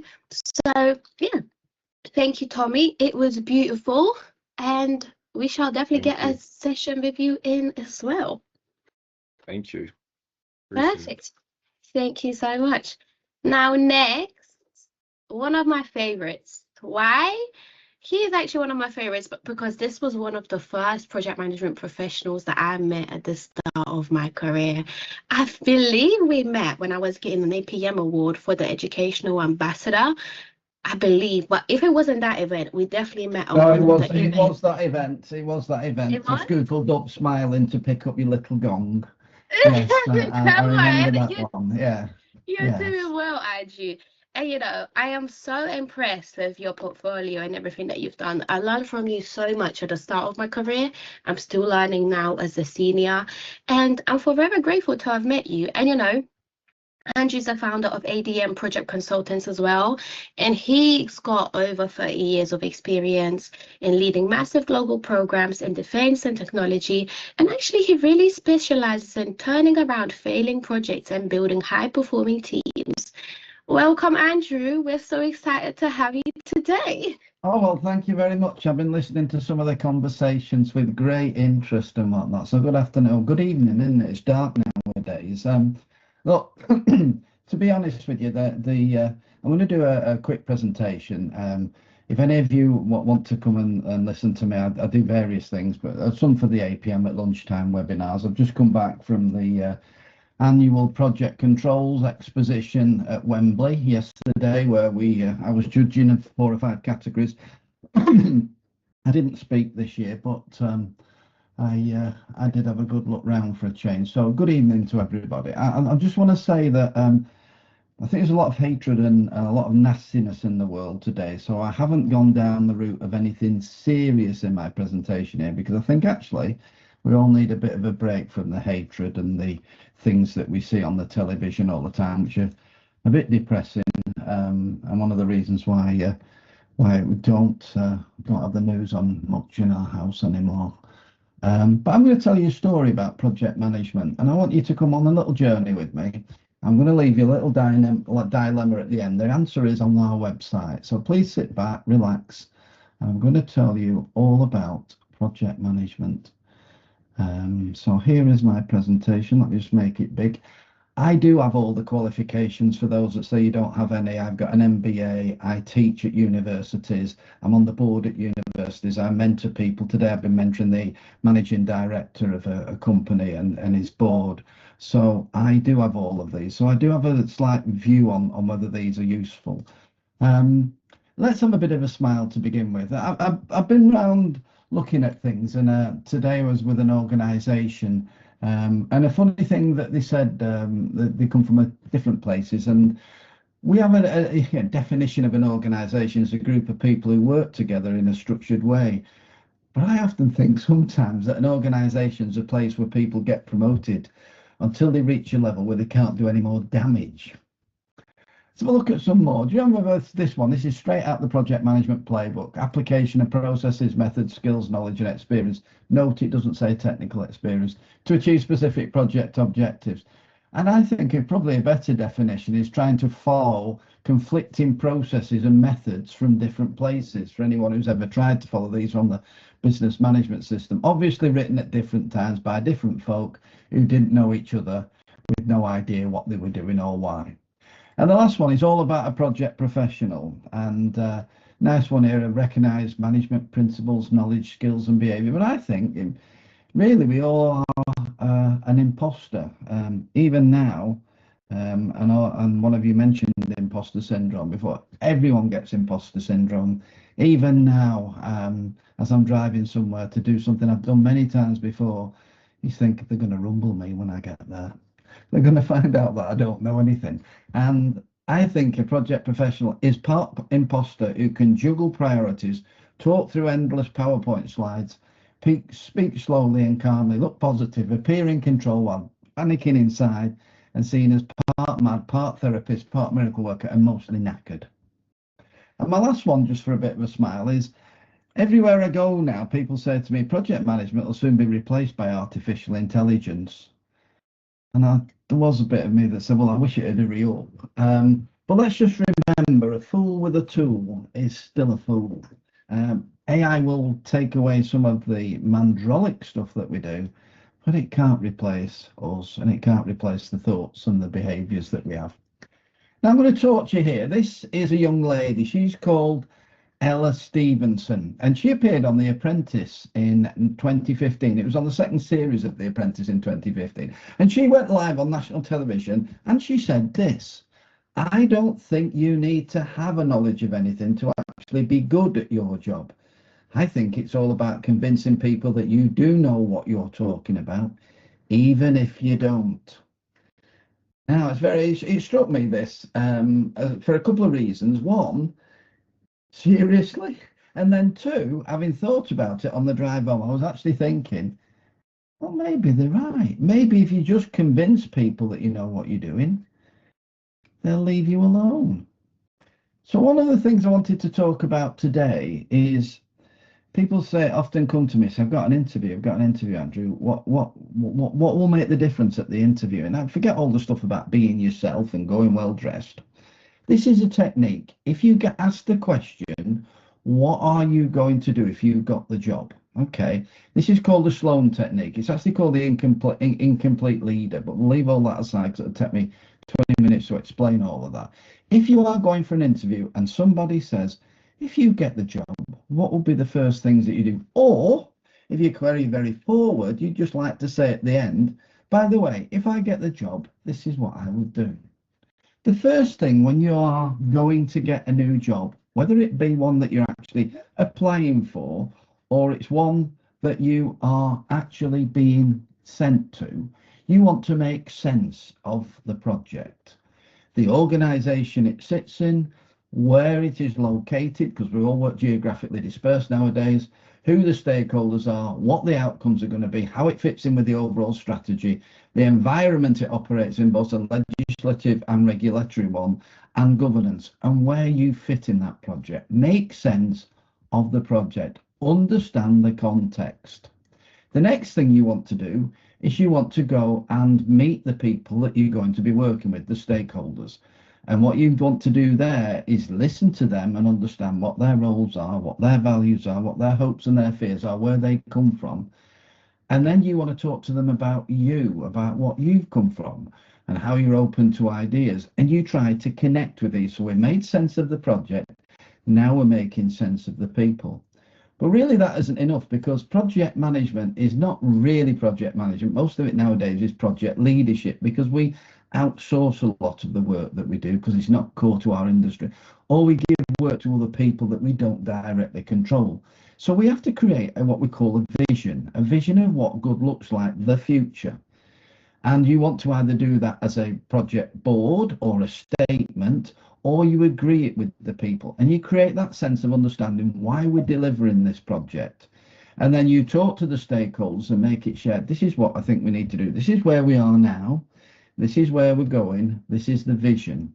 And once you've got that, then you can implement that vision by creating an integrated baseline or a schedule or a program or the resource program or the spend profile. But essentially, you will develop the way in which you want to deliver that vision, that shared vision that you've generated with the people because you've talked to them and made the relationships and made sense of the project. If you can do this in the first month and a half, if it's a big project, probably the first couple of months, then you will go far. But remember, it's a 4-step: understanding the project, meeting and creating bonds or relationships with the people, creating a shared vision, and then putting together a program to deliver that. Let's go on to the next one. People often say to me, I go to my reviews every month and I get beaten up. Can you tell me how to beat the chasers? And this is a bit like the TV show. Often the reviews are a bit like the chasers that sit up there who are all dead clever, and the poor little individuals stood on the bottom looking at them. How to beat the people at the reviews. Here we go. Number 1. Have you ever come across this? It's called Jive Talking, taken from the song by the Bee Gees, probably way before a few of you were around. And this is where the project manager knows that he's got some bad news, but starts talking about new opportunities that he's talking to the customer about. And everybody gets excited of this, principally because the senior people are looking for ways to bolster their bonuses. So they do this. If you get stuck, say, yeah, but I've been talking to them about new opportunities, another £3 million next year, etc. And all of a sudden, the pain will go away as everyone comes on this little journey with you about what could be. The next one is set in stone. For anyone who does schedules, hard code your milestones in the schedule and they never move. No matter how much to the right, how late you are, your future milestones will stay concrete. Yeah, your schedule won't flex and they're always on track. C-suite executives are more interested in time than timeliness. Hard code your milestones in. Next one is the buy now, pay later syndrome, which did take me a while to rumble on one project, which is where the people were doing earned value. They were taking a delivery and taking the value into their earned value system, so it made them look like they're much further ahead, and then didn't actually commit or accrue the funds necessary until the bill had to be paid. Now, most bills on large projects are on 30, 60 or 90 days. And so some of these people were actually looking like their progress had shot up like this, but their spend had slowly. And then as they paid the bill, another delivery came in. The last one is project chicken. Don't admit there's any problems. Just wait for someone else to slip. Hold your nerve. Sit back and wait for someone else to fail. And then say, yeah, well, because they failed, we have to slip now. Red is dead. For anyone who uses red, amber, green, rag status or traffic lights, never go red. Always remain at amber and say you've got a return to green plan. It's underway. You've got confidence it'll work. Don't go red. It looks like blood and then they'll be on you like a pack. Risky business. Now, when you are overspending on some of your sectors or some of your parts of your project, take the money out of the risk register and say that the mitigations are working. If you do that, it will prevent your project overrun being seen for a long time. And anyway, the risk might not happen. It'll show your project's on track. Here's the one: shuffle like a pack of cards. Hold the estimate at completion and move monies and resources between the work breakdown structure items to hide any underperformance. Reduce some, increase the others. Say you've got a better understanding of scope or the work remaining. There's new people coming in who are far better. Or if you're using rolling wave process, plan it in the next bit. The dripping tap. The dripping tap is one like in your kitchen where there's constant overruns, a little here, a little there. Just blame it on estimating variances or rounding issues. Say, okay, yeah, but that's just, it's only 10 grand. That's due to the estimating that we've done. The last one is agile. Just say it's part of the agile approach because most people, senior people, don't understand it. And my answer to you on this one is, well, why wouldn't you say, hey, it's come out of the part of the agile approach. Changes constantly in a state of rebaselining blurs the performance. Blame the speed of the change control board or internal processes. This is a given. Oh, well, we're a bit behind because someone's dropped a new change in. I mean, there's a few others that you can do. You can book training for new personnel siting, getting up to speed because it doesn't come out of your budget. Reorganize and change the landscape of the stakeholders, or blame it on the supply chain. If you use any of these, the chasers won't be able to get close to you. By the time they've rumbled you, figured out what you've done, your project will have finished. Okay, so I'm going to take you to a little world of a project. And maybe you can tell me what you want to do with this. There is an answer I've got for this. Our young lady, Penny, has been announced as the project manager and has just returned from the rest after doing a difficult bid. And her line manager, brilliant Brian, congratulates her in front of the whole officers and suggests that they have a one-to-one later. She wants to get the contract signed and is ready for the mobilisation review. She reaches out to her team and is surprised that they've been reallocated by Storm. And we'll come on to the characters in a minute. Storm's the technical director. Penny tries to set up a one-to-one with brilliant Brian, but he appears to be unavailable, even though he suggested it. And she'd been asked to come in for a chat by somebody called the gatekeeper. And the slider and script have asked for separate meetings. Let's meet these people and see what she should do. Here's our character, Penny, who's a new PM. First time PM, graduates, passed the exams, wants to go for chartership, help deliver the bid, works hard. This is Storm. Storm is the technical director and is named after the second phase of Tuckman's forming, storming, norming and performing activities. Fought for recognition all her career, high energy, very strong-willed, very fierce, very dangerous, works with shock and awe. Here's the gatekeeper. The gatekeeper has been in the department all their career, runs a large portfolio, complete bottleneck. Previous people have tried to dismantle it. He's very secret, very controlling. He just wears down the opposition. He has what we call the Hotel California syndrome, where you can get in, but you can never leave. And the only way out of his organisation is to leave the company. Here is Mr. Know-It-All. I don't know if any of you will ever come across Mr. Know-It-All. Moved around for a few years. He's now in a senior advisory role. Turns up uninvited to meetings, very opinionated, latches onto the latest leader, looking for a problem to solve. And he's also got to do with Slider. Slider manages the allocation of resources process. He's very slow, very reliable, but looks a bit war-weary and battle-fatigued. Has had some successes, but they were a while ago. Just needs some help. This is Brilliant Brian. Brilliant Brian is brilliant. He doesn't have people in his team. He has followers. Very narcissistic, very slick, very smooth, loves to be popular. He's a career high flyer just passing through. Just needs to keep the business rolling. Nothing can stick to him. There's no I in team, but there is a Brilliant Brian. This is the script. The script is from HR, who will tell you every single process that you have to go through in order to get people onto your team. Never helps people, never deviates, makes sure everything is done and is very slow. And the last people are the supporting cast of the project. These are the people in the RACI, these are the stakeholders, etc. And to them, it's just another project. So here we are. Penny, our new PM on the left, thought that it would be quite straightforward, that everyone would help her and everyone would work together for the common good. The gatekeeper's already started making moves and wants to drop the project under him. Slider and Script want to have chats with her about how she needs to acquire resources. And Brilliant Brian's gone off travelling, even though he's the sponsor and the senior manager. And Mr. Know-It-All keeps saying to her about how he wouldn't do things this way. And Storm has moved all the resources. Just come back from winning the bid, been allocated a project. What should Penny do? Well, if you want to find out what actually Penny did, pop onto our website there, admprojectconsultants.co.uk, and there is a story there that I wrote a week ago about how this ends. I hope some of you recognise some of the things that I've mentioned today around what you should do in an interview. I know what Ella Stevenson would say, just wing it and they'll never catch up with you. I hope that, you've listened to one or two of the things here and they resonate with you. And maybe, just maybe, if you're bored, you might pop onto our website and have a look under presentations. Any questions? I have been talking for a little bit longer, but any questions?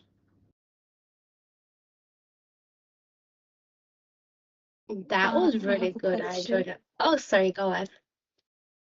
Sorry, go on. Sorry, I have a question.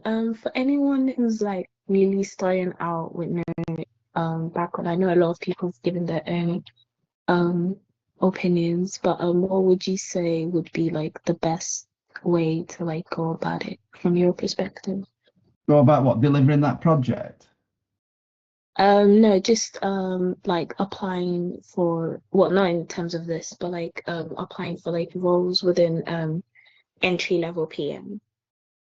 So if you want to get a job with entry level PM, most of the people in project management that I know sort of fell into project management from other things. It wasn't really a big thing when I first started work. I was a software engineer. If you want to get into this, there are lots of companies now who are looking for people to join them right at the entry level, and they will educate you. The big companies, BAE Systems, lots of defense companies are taking people on now due to the state of the world. There are lots of companies on LinkedIn. I would suggest that you advertise on there and say that you're looking for somebody to help you get into project management.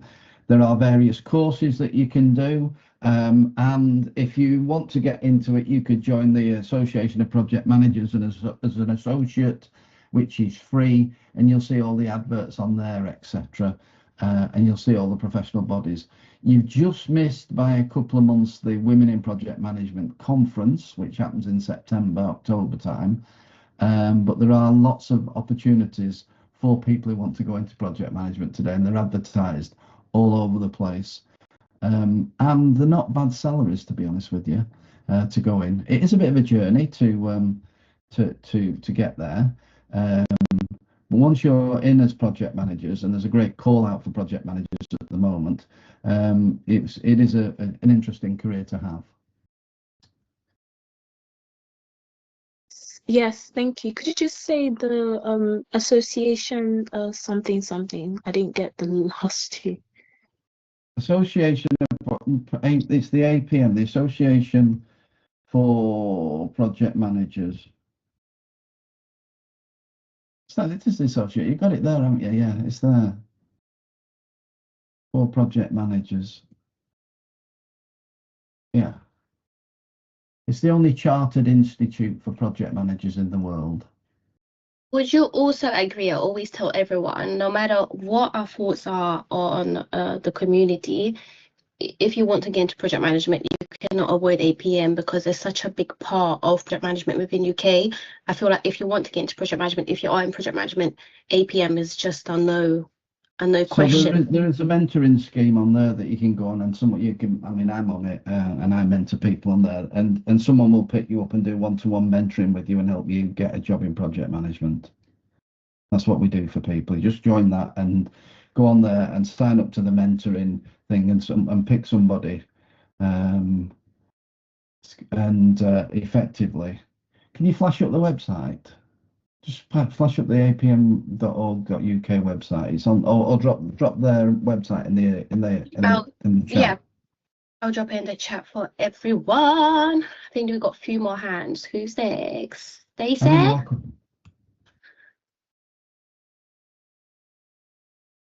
Any questions? Mom, I'm busy. Hello, mommy. Okay, Louis, go first. I've got questions. Are you ready? Okay. Yeah. Go on, Stacey. Give me your question, then I can say yeah. Yeah, that was a very concise explanation you've just given us. So how would she handle that situation as the project manager? What if this were to be an interview and I'm the project manager? How would I handle that kind of situation? What you're in an interview for a project management role? Mm-hmm. Right. So when you're interviewing people, when you're interviewing people for roles at the beginning of their career, it is how much they want it that comes across in the interview, rather than how many times they can answer clever questions.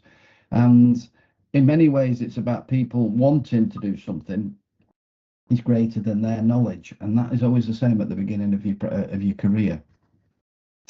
What I would say is, I would read about project management and have an answer to the question, why do you want to become one? What is it that when you get that'll drive you to becoming a project manager? Because it's tough. It's a tough gig sometimes, as being a project manager. There you go. Oh. I wondered why you flashed that up. I forgot that your picture was on there. Yeah. There you go. That's and you go in there, you can click on membership and you can join as an associate, and it's free, and you'll get the magazines and you'll get invited to yeah, there you go. There you go. Student or associate is £163, but part-time student or apprentice age over 16. You could join as one of those. And I think in general, at the start, we can only do associate. All of these, like you need to have submit an application 5 years. I think it's faster if you do have you can't do that. You can't do the two. You could do the one to the right. You could do full. Like I said to you this morning, you could do that. Yeah, it's the associate most people will be going for, or student. If you're a student or you still got access to your student ID, you better hurry up. Well, it's actually your student email that you need. Yeah. So as you go through your career, you become a full member, and then you can become chartered, and you can become a fellow. Beautiful. Any other questions? Anyone want to know what happened to? Do you want to know what happened to Penny? Penny. Oh yeah, we forgot about Penny. Our poor stakeholder Penny. Bring Penny back. Let me show you where to find out the answer. So if you jump onto our website here and you go into presentations, there is the story of Penny's predicament there that you can download, and here's the story. Anyway, if you want to read that, that's on there. Perfect. We're excited to see what Penny did.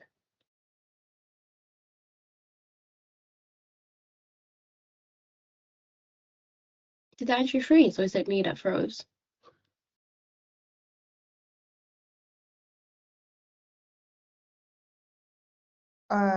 Froze for me, and also telling me I'm not a member anymore, so I can't chat in the chat. Yeah, Same. saying I can't chat in the chat either. What happened? Was there like a Teams breakdown? Because even Andrew, I can tell Andrew's frozen. Yeah, don't know what happened. What happened? And I always say, how can I not be a member of the chat when I created the chat? We're having trouble loading. I think Teams is down.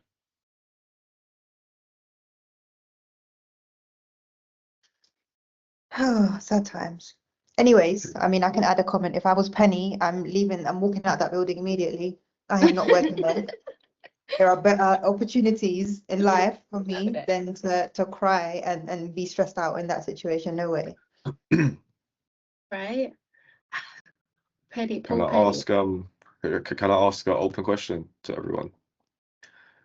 Yes. If you was in my position, yeah, you've been in construction for 10 years and you wanted to change industry, what would you be doing? Like, what would you be your next few steps? To not Someone only said join change Project World industry. Takeover. Someone said join Project World Takeover. I don't know who it was. I'm gonna join. Don't worry about that. I'm gonna join. I feel like oh, sorry, go on. No, go on. I'll let you go first. I was gonna say, sorry. Also, as a caveat, to also earn like a decent amount of money as well. Do you know what I mean? Not taking a massive pay cut. yeah. So I feel like because construction is very tangible, like the results are tangible, I feel like you might be able to pivot into, and again, I don't know your experiences, depending on you know how you feel about it. Maybe in something like development of software, or like project management of SaaS, to go out and then implement stuff for people. I think that would be something you might enjoy. Don't know. Yeah. And again, pay would be. I mean, I don't know how much construction people get paid, but it's nice. Yeah. I would say contracting, and you just need to learn how to speak project management language. That's all you have to do, really. As soon as you really realize how you've done a lot of the things that we need, it just know how to utilize in your answers and use the right terminology to back your answers, and don't describe what you did, but describe what you achieved and what input that you had. That's when you go straight through the window. Straight in the window. I think we got Andrew back. Andrew, are you back? I am sorry about that. You all froze on me, and I went out and came back in, and then I was admitted. Yeah, sorry. Any questions from anybody? Yeah, I think we have one more question. And even the chat, I don't know what happened to the chat. I think Teams is bugging out because even the whole chat just Yeah, I think they're chat's going. not available now. Any questions from anybody? I've got to get ready for the traitors, you see. Yes. Yeah. Anybody gonna I guess have a read of what happened to our young project professional? no. We said we're gonna. Neda said if she was Penny, she's leaving that place. She ain't got time. She said she's not staying there. She's gone. You need to read it, yeah. She's read it. No, we're definitely gonna share it with everyone. And I guess my question then for you is, back in the day we connected really easily, right? Back in the day we fostered a relationship really easily. I feel like it was so easy for you to say, you know what, this girl doesn't have loads of experience. I don't even need to sit here and talk to her. What made you sit down and talk to me? What made you still communicate with me? I mean, I was at awardee of APM, so that probably helps, isn't it? So, you know, but I guess what makes you feel like even though people don't have loads of experience, they still deserve your time and your expertise? It's an interesting thing. When you start running projects, you'll realise that after a while, and I've sat at the top table, I've sat at the directors level. When you start running projects and whatnot, one of the key things is you are trying to develop the people that you come and work with and lead. And the reason for that being is that you want them to get to the next level such that you can then develop them. And one of the things you can look back on is you can look back and say, I helped so and so. I helped them get where they are today. And it's an interesting thing because half of project management is not about delivery. It's about developing the capability of the people that you work with. And over the past 20 odd years, I've helped dozens of people become chartered. I've helped people pass their exams, etc., none of which have ever paid me. And I never asked for anything. But the reason for that being is that you want to help develop our profession so it can become better, that people don't struggle, that people get the right training and the right advice at the right points in their period. Because delivering projects is quite tough. You know, the suppliers are always late. There's never enough time. There's never enough money. Who bid this? There's not enough risk money in here, etc. Oh, and half the team are off sick. It's a tough gig sometimes, and it's good if you can go and talk to somebody and say, look, I've got this problem, what should I do? And that's where people like me come in. I'm not on my own, there's loads of us who do this, who judge for free at events, who go and speak at events and things like that, to develop our profession and to help people get on. Because half of the job, if you want to ask a simple question, you come to one of my presentations, I always put up a slide and say, is project management art or science? The science is the project controls element of it, where we take data from all these different sources to give us information so we can make decisions on it. All the art of it is getting people to do what you want them to do without beating them up and without shouting at them, and getting them to feel as though they've got equity and they're fulfilled by the job. I often have that debate at the beginning, is it art or science? And the answer is it's actually both. And you have like a Venn diagram.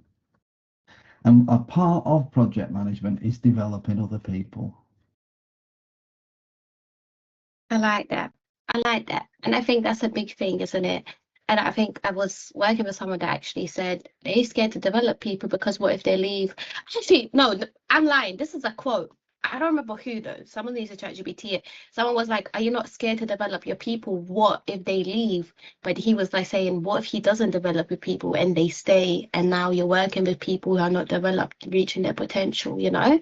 So it's a big thing. And I appreciate you always from If you're going that to be year. successful, though, if you're going to be successful, you've got to can be successful by others being successful. It doesn't have to all sit with you. And if you want people to get on, there's a little thing I often do. There's I haven't got the slide with me now, a dash, and we'll all have one of these dashes eventually. And it's not being moored, it'll be on a gravestone somewhere from the day we arrive to the day that we leave. And you've all got dashes in your CVs where it says, I did this from this date to this date, you know. Here I am, I was one of these to 2015 to 2017. And there's all one that hasn't got a date. It says the present date on there. And inside of that dash is all the things that you did as that person in that role. all the things that who you worked with, how you led them, what you taught them, what you learnt from them, etc. And if she's walking down the street 4 or 5 years later and someone sees you, do you want them to pretend to nip into a shop or bend down and fasten the shoelace or something like that because they don't want to talk to you?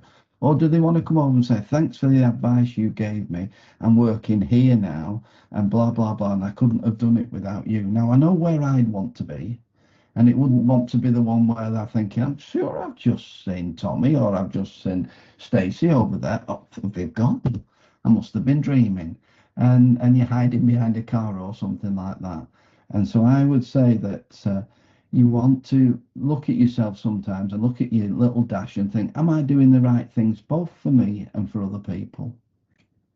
I like that. Thank you, Andrew. And you know what? I'm definitely calling you in for a separate session, because I appreciate your insights. And Yeah, like I if you said, want to have a look at some of our stuff, it's on our website. Some of the presentations. I did one last week, and that was the one that Penny, the new project manager, was in. But give us a shout if you want any help, and anybody else, reach out to me. I am on LinkedIn. There's our details. We are ADM project consultants. You can go on our website, have a look at the bit of fun I did about the made up project. Maybe you recognise a few of the people in there. And if you need any help in your careers, please reach out to us. perfect. Thank you so much. If you share your details, I'll make sure. I don't know why the chat is broken. I don't know what happened with Teams. So I'll share all the speakers that will send in their details. I'll send it in. Thank you so much. And I'm a little quiet, a little bit behind schedule now, but it was chat from everyone and such insights as well. So we got next another amazing member of Project Takeover. Sagana, you here? Rachel, are you also here? Beautiful Shagan. Yes, I am here. Hello, everyone. I'm gonna introduce Shegun. I hope I'm pronouncing that right. He went from being like an international student into being in a secretary, sorry, for the NHS, a medical secretary and a supervisor, and now a pathway coordinator. A really true PTO success story and proof that consistency and community change careers. So welcome Shegun, and he'll be talking about tips for international students wanting to explore PM. A round of applause for him.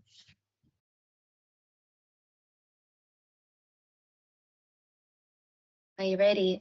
Don't be shy. Where are you? I swear I saw you. Where are you? You there? Did you lie to me? Oh, he must have dropped off. I'm just inserting him back. Inserting him back. Allowing him back here. Hey, hello, Mama. Hello. Hear us. Yeah, hi, sorry guys. Yeah, I can hear you. I don't Sorry, know. yeah, Tim's actually chunked me out just a little minute ago. So hello everyone. My name is Shagun, and it's great to be part of the PWTO, the Pathway family. Honestly, it's been at this stage, feel a little bit great to be part of the guest, and thank you very much, G, for bringing me here and for being part of the Pathway family. Okay, I will start. Pathway has been a great community that actually shaped how I think, to be fair, and it has helped me grow.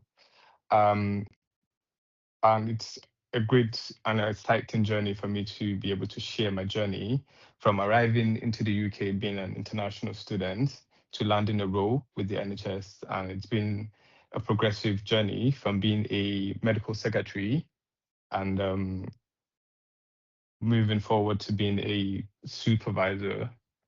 Then gradually I moved up and I currently work as a pathway coordinator within a very, very relatively short time period. When I look back at the journey, it's been a journey of learning and resilience, and with the help of the community as well.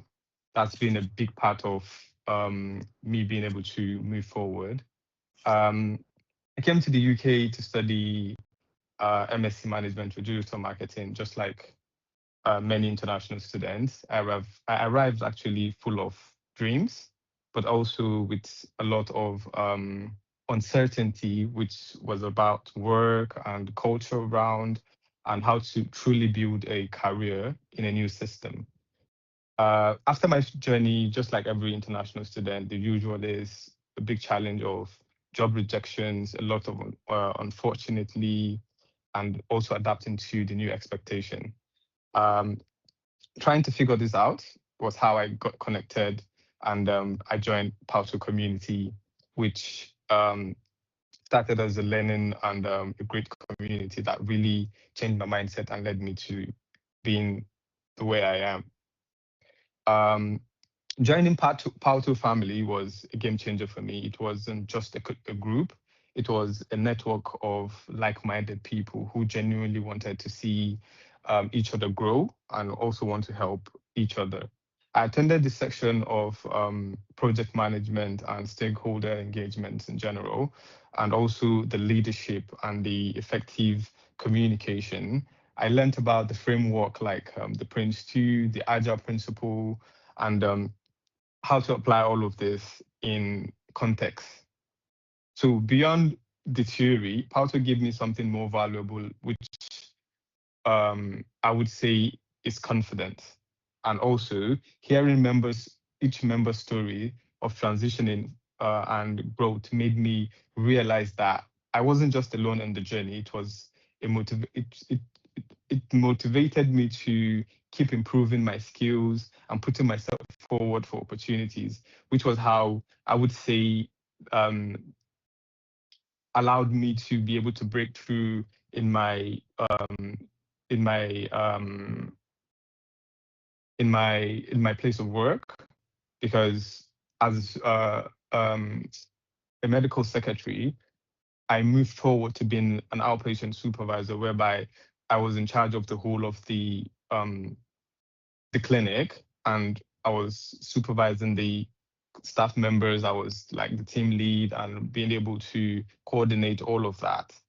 Um, my breakthrough actually came. It was a huge step for me. I was finally in an environment where I could actually blend my skills together, and I also doing so. I applied all of the skills and the skill set I learned from PWTO family and from the engagement I have with most of the members, which was like the stakeholder management, which was me managing all of the consultants and being able to manage the nurses as well, and also managing the patient effectively. Then, as well as my time management as well, which was one of the top notch from my managers. They would say the way I get to manage my time, while using some of the tools like the Excel and me being able to use the Teams as well, being able to use some tools I can use to manage, and also streamlining the process, improvement processes and the thinking, which has always helped me in work. And over the time, my performance and my problem solving mindset was noticed. And this led me to being the outpatient, and they said, yeah, you're the right person that would be. At first, I was feeling like, would I be able to do it? But getting into the position, I found out that, yeah, it was a great opportunity for me and I could do it. And that made me, from there, I moved to being a pathway coordinator, whereby I coordinate the whole of the department itself. And I was handling all of the tasks and managing all of the people, which was a really milestone for me. To talk about how PWTO helped me to grow as well. Everything I've learned at PWTO found a place in my professional journey, which helped me project planning, helped me to coordinate the outpatient team effectively, and also the risk and the change management also prepared me for transitioning and the system updates of the clinic and the operations as well. And the communications and the leadership skills equipped me to actually lead the team, delegate tasks, and also maintain empathy in demanding healthcare environment. And perhaps most importantly, community learning taught me that growth isn't just about climbing, it's about bringing others along with you. So if there's one thing I've learned, is that your background doesn't limit your breakthrough, whether you're transitioning career or studying or starting afresh. Consistently learning and the right community can change everything. PWTO doesn't just teach me project management. It shaped how I approach challenges, communicate with stakeholders, and manage real-world projects at work. So to everyone here, I will keep saying, keep showing, keep learning, and stay connected. You never know what the opportunity you've been preparing for will meet the skills you've been developing right here. So yeah. Oh, stop. Sugar, you're gonna make me cry. Guys, he usually doesn't show me love and he wants to be a little hater alligator. So this was so cute. Is that how you feel behind the scenes? But I appreciate you so much and I appreciate you for sharing like your journey. And it's been amazing to see you grow and it's been amazing to be part of that growth. And I'm so excited to see where it takes us next. And you know, me and Shagan were shaking a little leg at Gloria's brother's wedding the other week. And it's those milestones actually. I'm so proud of everyone in the project management knowledge, but it's those milestones like that that really make me feel like we are PWTO family and I appreciate everything that you do for us, you know. Even though you're binded now because you got a girlfriend. Who said that? Who said that? What? Stop it. You see the way he did tonight, guys. Do you guys all hear that? The way he did it tonight. But yeah, no, perfect. Thank you so much. Does anyone have one quick question for Shagan? Because we're like good 20 minutes behind schedule, probably. We'll do one question if you have for him. And then we move on to Fumi. One little question. Yeah, that Rachel? She said she's got it. Sorry, I'm struggling. I've got too many tabs open. I'm like trying to look for my correct tab. So Shagun, I guess what's one of the most valuable lesson that you have learned from PWTO that you feel like you're going to implement for the rest of your life? To be fair, just one of those things are to be a leader and not to be a boss, which I would say, and to always have your people together and also help everyone to grow together, which has really been one of the greatest thing I learned or one of the greatest thing I'm doing at my place of work, because I'm a kind of person or I've learned in PWTO to always carry everyone along. No matter where you think they are or no matter what their background is, you just go with them and they would be able to see your potential as well, and you'll be able to see the potential they also have in them. Because sometimes managing people, I would say it's one of the hardest thing, because sometimes some people don't know what they can do, but it just needs a little bit of push to get them to where they are or to get them to where they go or where they're going to. And that one would make them to do what you want them to do. So I would say the community and being together is one of those things I've learned, and it really helped me, and it's something I would always go forward with. Agreed. Thank you so much. Thank you so much. Rachel, are you ready for your next round of introductions? Or do you want me to go? Although I don't mind. Oh, okay. I don't mind at Okay, all. go. So our next speaker, she is a senior program and portfolio manager who delivers outcomes that matter. She helps organizations build high-performing teams and data-driven transformation. Can we all please welcome Fumilola, another PWTO star? She will take us through how to stop managing projects and start managing outcomes. Hi everyone, good evening. Thanks for staying on the call. I know it's been a day, but it's nice to see that a lot of people are still online. First, I want to thank Gay. Thank you so much for putting this together. And I would say you're a force to reckon with. You're just in our face. You're everywhere, and then you're doing great things. And then thanks for pulling everyone together to do great things along with you. I really appreciate you. Thanks, Neda, for being a good host as well. All right, so my name is Fumi. I'm a project manager, have wealth of experience. I started my career in the telecoms industry. So I've worked across various sectors, both private and public sector. So from telecoms to fintech to IT consultancy, I've worked in what do you call it? Well, various spaces. I mean, right now, so I just do freelance, help people manage projects from start to finish, and then also trying to get something more permanent, but then also helping out, helping a startup, set up their PMO and all that.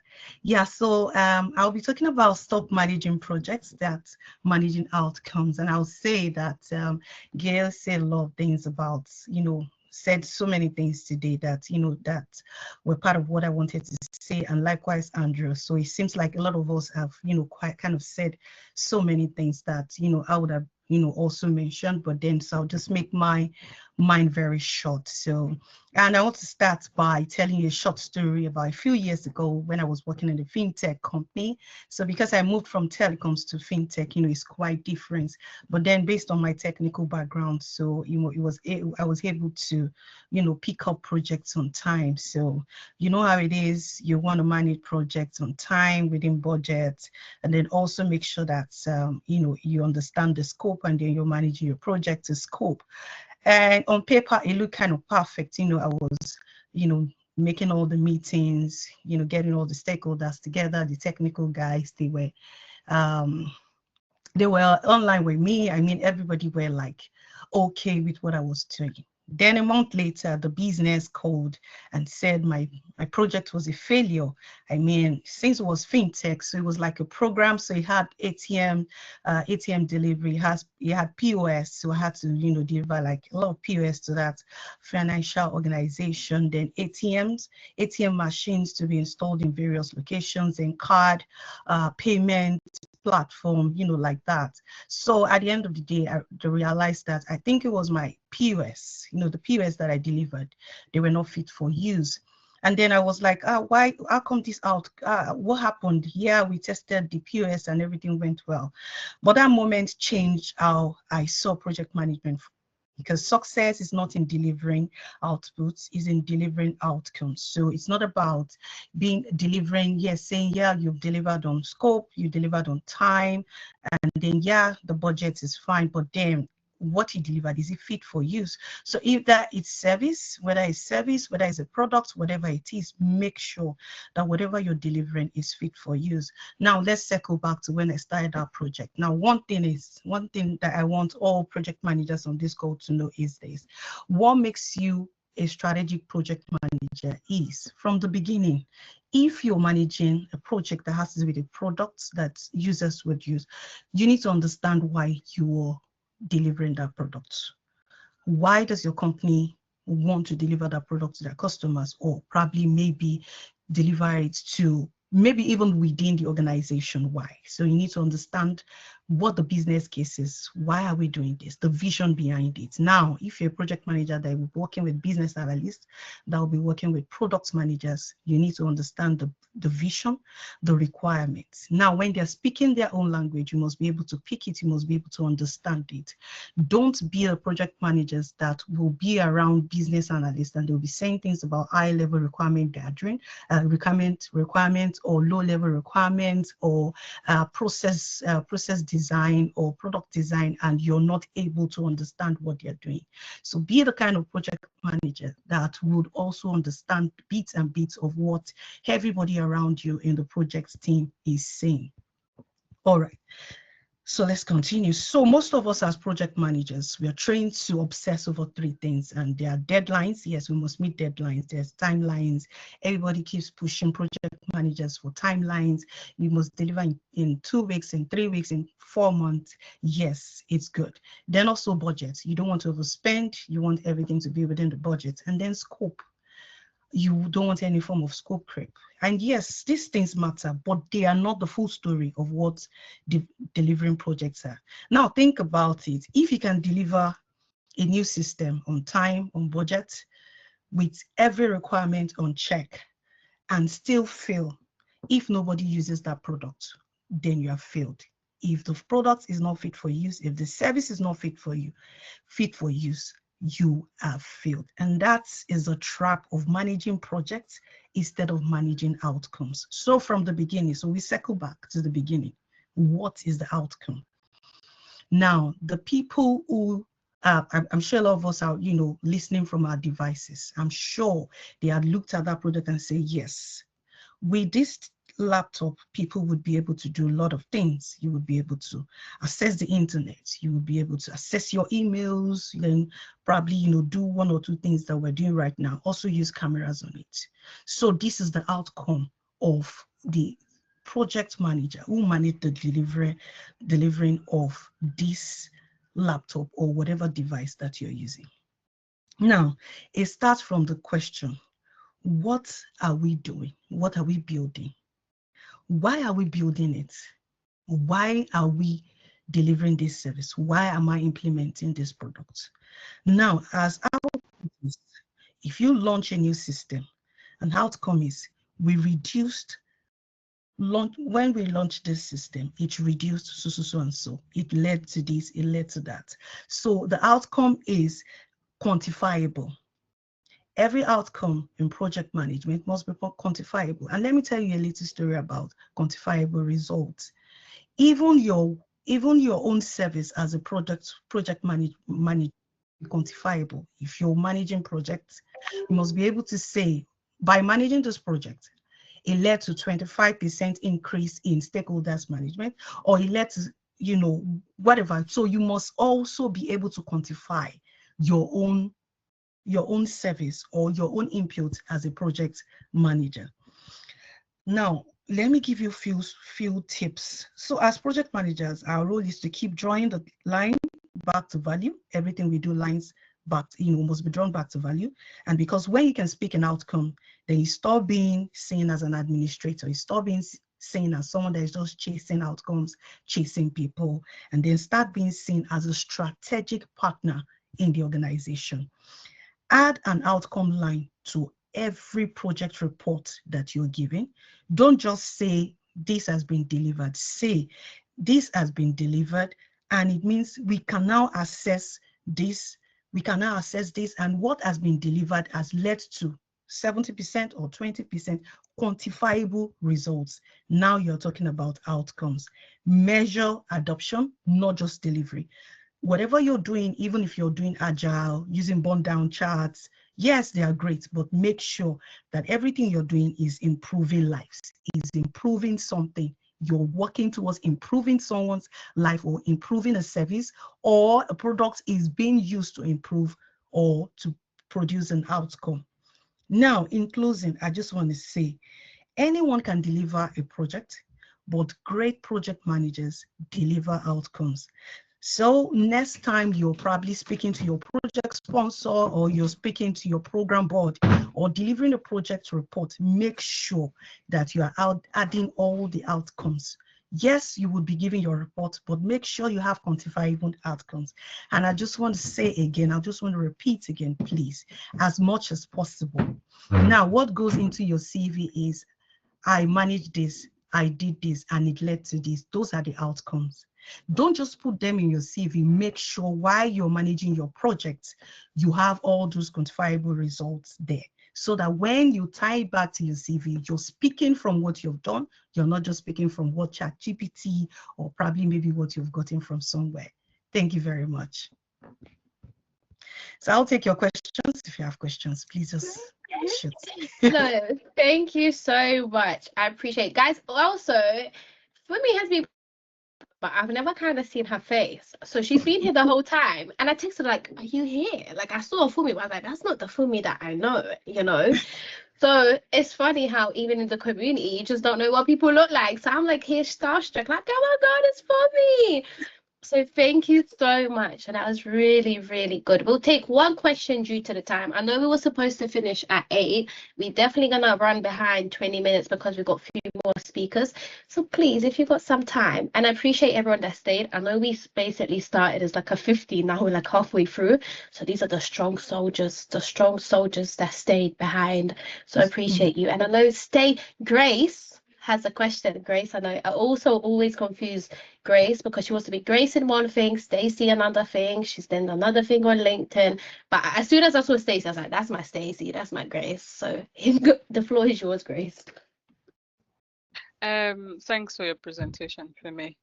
I just wanted to ask you, with the point of sales and your ATM project, when your project sponsor said you had like you didn't deliver value, how did you manage that situation? What did you try to correct it, or you just let it go?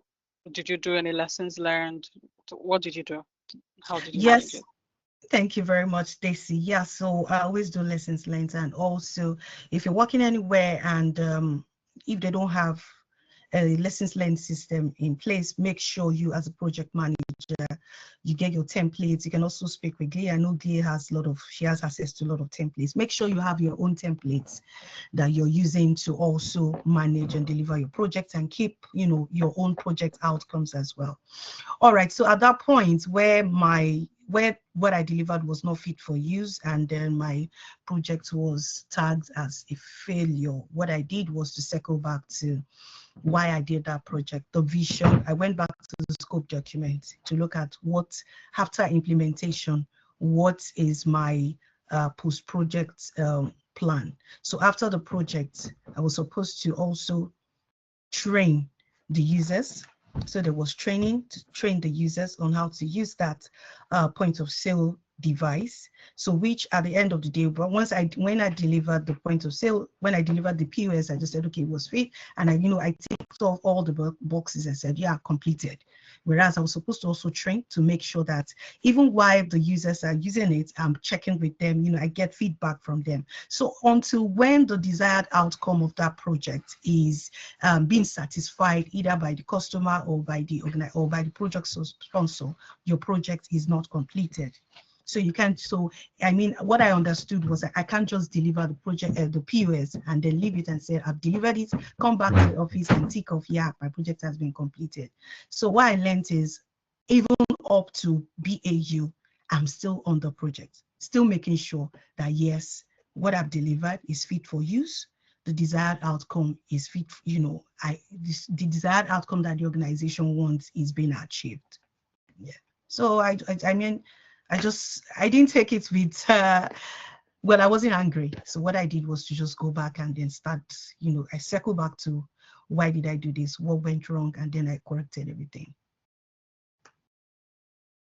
Thank you so much. That was really useful. And you know what, guys? Considering Phoebe is also another person that's been in with us since the beginning, it's time. She does that one-on-one session and really lets us in on everything. So we'll definitely grab you for another session. Thank you so much. We'll be sharing all the speakers' details. So if you register for Project Takeover, you don't have to register for the community. If you don't want this form that we shared, actually we broke the teams. I don't know what's going on, the chat's not working. So if you drop me a message, or automatically if you register with the form that we shared, all the speaker details, all of the communities, if they have communities, I will send it your way. So thank you so much, Fumi. And if you are interested, well, join Project Takeover and you'll see Fumi there all the time. Thank you, Fumi, so much for your time. So without further ado, do we have Temi? Is Temi here? I believe I saw a Temi. Is it the Temi that we know? Is it the Temi that we need? Yeah, I'm here. It is. Okay, perfect. So I also met Temi similar to Tom through TikTok. I saw a lot of her videos, and what really spoke to me in her videos was she's all about, I think I told you guys earlier, she's all about automation. She's all about efficient. She's all about the processes and the templates, and forget the Excel. So I really like Temi because of that, to be fair. Temi is a no-brainer. That's my favorite thing. And she's also a program manager at the S&P Global, specializes in AI implementation and transformation. And she basically runs a consulting practice with her TikTok as well, where you can basically go and really find out. I'm a project manager, where you can really start automating a lot of the stuff that you do, start improving a lot of the processes that you have to be more efficient. And she does amazing templates. I'm a sucker for templates, and her templates, T. So welcome, Temi. Hi, thank you for having me. This is such a pleasure. I've been re-listening to everyone, and the wealth of experience here has been very, very admirable. So thanks for having me. So I guess I should kickstart. Yeah? Yeah. Do you want me to screen share your posters? Posters. No, actually, I can share You my got it? screen. That's Yeah. yeah, and that's okay. Thank you. Right. So I'm guessing we can see the screen. Yes, thank you. Okay, thank you. So my topic today is managing multiple projects without losing your mind. And giving a bit of background into what I do, so that's fine. Currently, I'm a program manager within S&P Global, and I manage multiple projects specifically within the AI field. And I want to talk a bit about how to manage multiple projects at once. So I'll start off with a bit of backstory.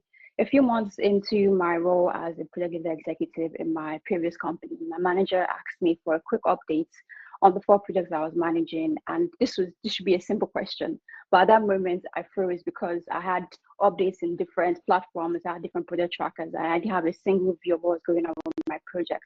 And that experience stuck with me because I realized that the hard part about managing projects wasn't the work itself, it was ensuring that you were keeping track of everything at once. So at that point in time, I decided to start building systems that give me clarity. So one tracker, one rhythm, and keeping track of everything at once. And that approach basically changed how I work. Fast forward to today, I manage over 70 projects across 5 AI work streams at S&P Global. And the things that I learned from that is that people don't struggle because they don't know what to do. They struggle because they don't actually see what's happening with their projects. So here's what I see all the time. People that are juggling multiple projects, you have updates across different channels. You have Slack, emails, meeting notes, Teams, different project trackers, and your stakeholders want different things. And you find that even though you're managing the work, you can actually see what's going on with the work. So you're working, but you don't have visibility into what's going on with your projects. And people think that the solution to this is to get a better project management software like Asana, Jira, Monday.com. But I've seen people thrive in Excel and thrive in Asana. So it's not the project management tool that's the problem, it's the system that you're using. And a lot of people try to force like methodologies into the environments that they're working in. So you read about Agile and Waterfall and you decide that you're going to implement this into the teams that you're working on. I think that that's going to solve the problem, but it's not, because methodology is often not really the problem as well. You need to find like a structure that fits your environment. And no, more meetings as well is not the solution to managing multiple projects. So coming on to my role, I was asked to manage a program with multiple projects, and obviously I had to be the governance structure for that. So project trackers, risk registers, benefit registers, all of that good stuff, very important systems that would help you to manage programs and projects. But today I'm going to focus on the skeleton of what you actually need to manage multiple projects. Visibility, that's the most important thing. You need a system that allows you to see what's going on with all of your projects at one glance. So when you're asked what's going on with your projects, you can confidently point to that one source of truth. So the first thing in your layer of visibility is your master tracker. So this is essentially one sheet that shows every project you're working on, the name, the owner, the status, milestones, blockers, risk, what have you. Everything that has to do with the project, you put it into your master tracker. And I'll show you what that looks like in the next slide. Then put in a weekly sync cadence. So if you have, depending on obviously the remit of your projects or your program, set in like a weekly cadence to meet with your workstream leads, with your project leads. So you go over what's going on with the project, what has moved, what is stuck, what is escalation. You don't need a complicated ceremony to manage multiple projects. And the last thing is a visual program health dashboard that basically outlines, it gives a visual representation of what's going on with your projects. And I'll show you what these things look like in the next slide. The first one is the program master tracker. Essentially, it covers everything regarding your project. So you can see here that there's a project name, work stream, a brief description of the project, project owner, project notes, all of that good stuff. So this is an example of a populated program master tracker. So essentially, if I'm asked by my leadership what's going on with this particular project, I can come onto this sheet and see that, well, with, say for instance, project beta, I can see that the project's progressing well across all phases and there are minor risks identified. So every time that I'm pulled into any meeting to talk about what's going on with my projects, I have. First, you just said Sorry, that was an accident. I think she muted by accident. Oh, okay, that's fine. So go on. I like the flow. Let's go. That's fine. Yes. So anytime I'm pulled into any meeting and I'm asked what's going on with my projects, I don't have to run through 5, 6, 7 different trackers because everything is linked into one, and I can clearly see what's going on with every project in this one sheet. So I mentioned earlier about building a visual program dashboard. So this is what you present to your leadership team. It shows. Do you want to ask a question, or is it just like I think she accidentally just keeps doing it. Okay, that's fine. So yeah, program help dashboard. This is a visual representation of what's going on with your project. You can see here that you have 3 projects that have not started, 4 that in danger of going off track, 5 that are on track, and 3 that are completed. So this basically outlines what's going on with your project with a visual representation. And I really appreciate what Fumi mentioned when she talked about showing the outcomes of your project. This is a really good place to show that as well. So for every project you're working on, you want to try and show the outcome of the project in a view like this. So you would capture the benefits or the outcomes of those projects in something called a benefits register, and you try and link that into here as well. So you can visually see, say for instance, one of the projects that you're working on saved 20 hours of FTE.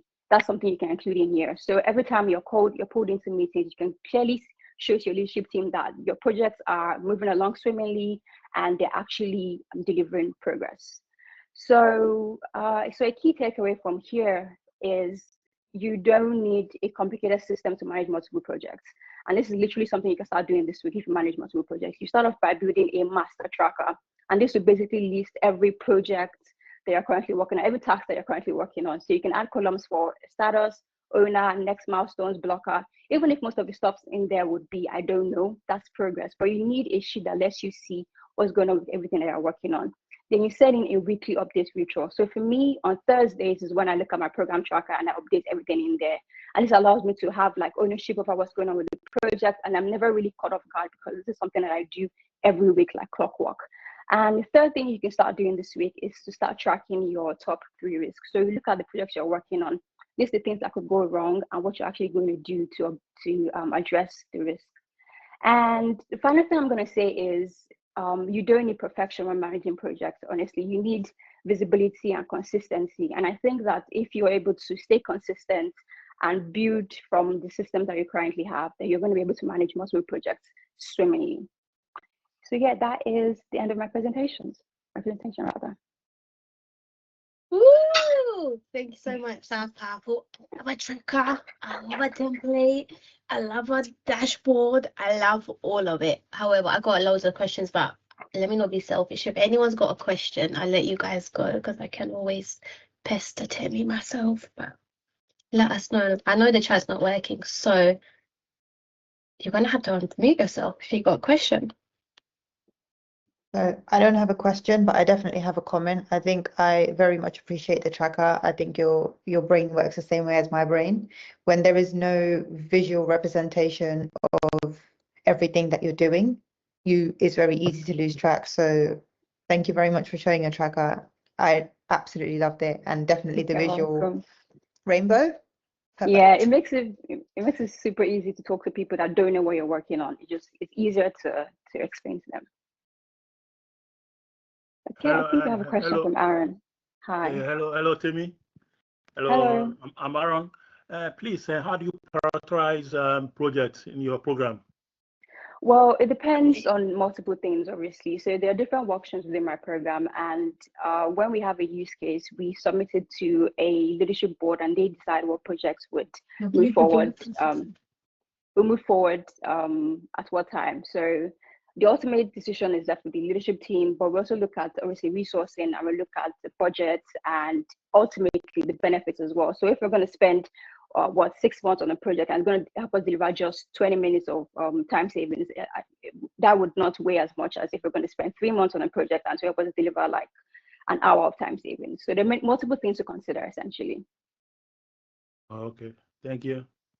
Welcome. Hi, Temi. Thank you again for your presentation. I just want to know, which tool are you using? Are you using Excel, or do you use any other tool like Jira or I don't know, Trello or Asana? Yes, so I use Smartsheet, and that's because I work on business transformation projects, and I found that it's easier for me to have visibility with Smartsheet. But we do have a deep appreciation for Jira, because I know when people hear Smartsheet, you just think it's Excel. Jira, Asana, all of those tools can work well for this system. You just need a system that allows you to plug and play from different project sheets into one. Okay, how did you learn to use them? Because I tried to learn them, I mean, on YouTube, but it's a bit complicated. I'm not going to lie. I don't know if they're training you, that they train you. Tommy, No, it's let me definitely very. let me Okay. answer her. I don't know who is speaking, but I think I've have some website whereby you can learn all this stuff from. So I don't know who it is, but I'll try and send you the. I'll try and send the link to the WhatsApp platform. Okay, thank you. Yeah. Perfect. Thank you. And if you could guys join the community as well, I can share the Jira and stuff links that we have, because we've done some training. Ola, I know you had a question, but I'm so sorry. If Temi says after, we'll get to your question. We'll on to Alexandra, but thank you so much, Temi, for coming on here. And honestly, I mean, welcome. I'm so excited for your journey and everything. We had a discussion yesterday. Whatever Temi wants to really do is basically to really elevate project managers and to really show you how you can become a better project manager, a program manager, PMO, business analyst, with amazing ways to automate and make yourself more efficient. So what I'll do is, she's also started an amazing newsletter. So what I'll do is drop the newsletter link into the WhatsApp group. So if you join, or even if you don't join the WhatsApp group, if you're on the form, I know the chat is not working anymore. So if you missed the form, drop me a message. I can share all of the information for all our amazing speakers, and we will definitely get Temi for a separate session as well. And thank you, Temi. And I always say, look how cute she guys looks. You see how I look like a little hamster, and look how cute she looks. Look how cute she looks. So I also appreciate that. Thank you so much for your time. And so Yeah, I sorry was for just the gonna delay. say you're fine. I was gonna say that I'm happy to stay behind for any questions. So I would be here. Perfect. Thank you so much. And without further ado, let's crack it. This amazing lady who I've seen being patiently in our beautiful chat. Thank you so much for joining us today. Neda, do you want to do the flowers? Or do you want me to do the flowers? Let me know. More than happy to. So everybody, we're now introducing Alexandra. She helps aspiring project managers transition into project management confidently, guiding them to avoid common mistakes and grow their careers with clarity. So welcome, Alexandra. Thank you so much. Oh, and I'll add, sorry to interrupt you, founder of Career Switches. So actually she now helps you switch careers no matter what industry, no matter what role you're going for. I know in the chat earlier we had quite a few career switches that wanted to switch industries, and Alexandra's motto is today is the best day, how the market is. So please drop her a message. Again, I'll share all the details, but her name is right here. So without further ado, let's crack it. Thank you so much, guys. I'm going to whiz through and give you a 90-second update just because of time. I've literally got a client in like 2 minutes.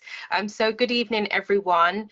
There are 5 common mistakes that people make when transitioning into project management. And I know this firsthand from myself when I was transitioning into from education into project management. And I now know this, we're working with various clients who are doing the same. And number 1 is playing it safe. There are so many people who, think, oh, I'm going to pitch myself at a particular level. So because you're coming from a different background, you want to go for the most junior role ever.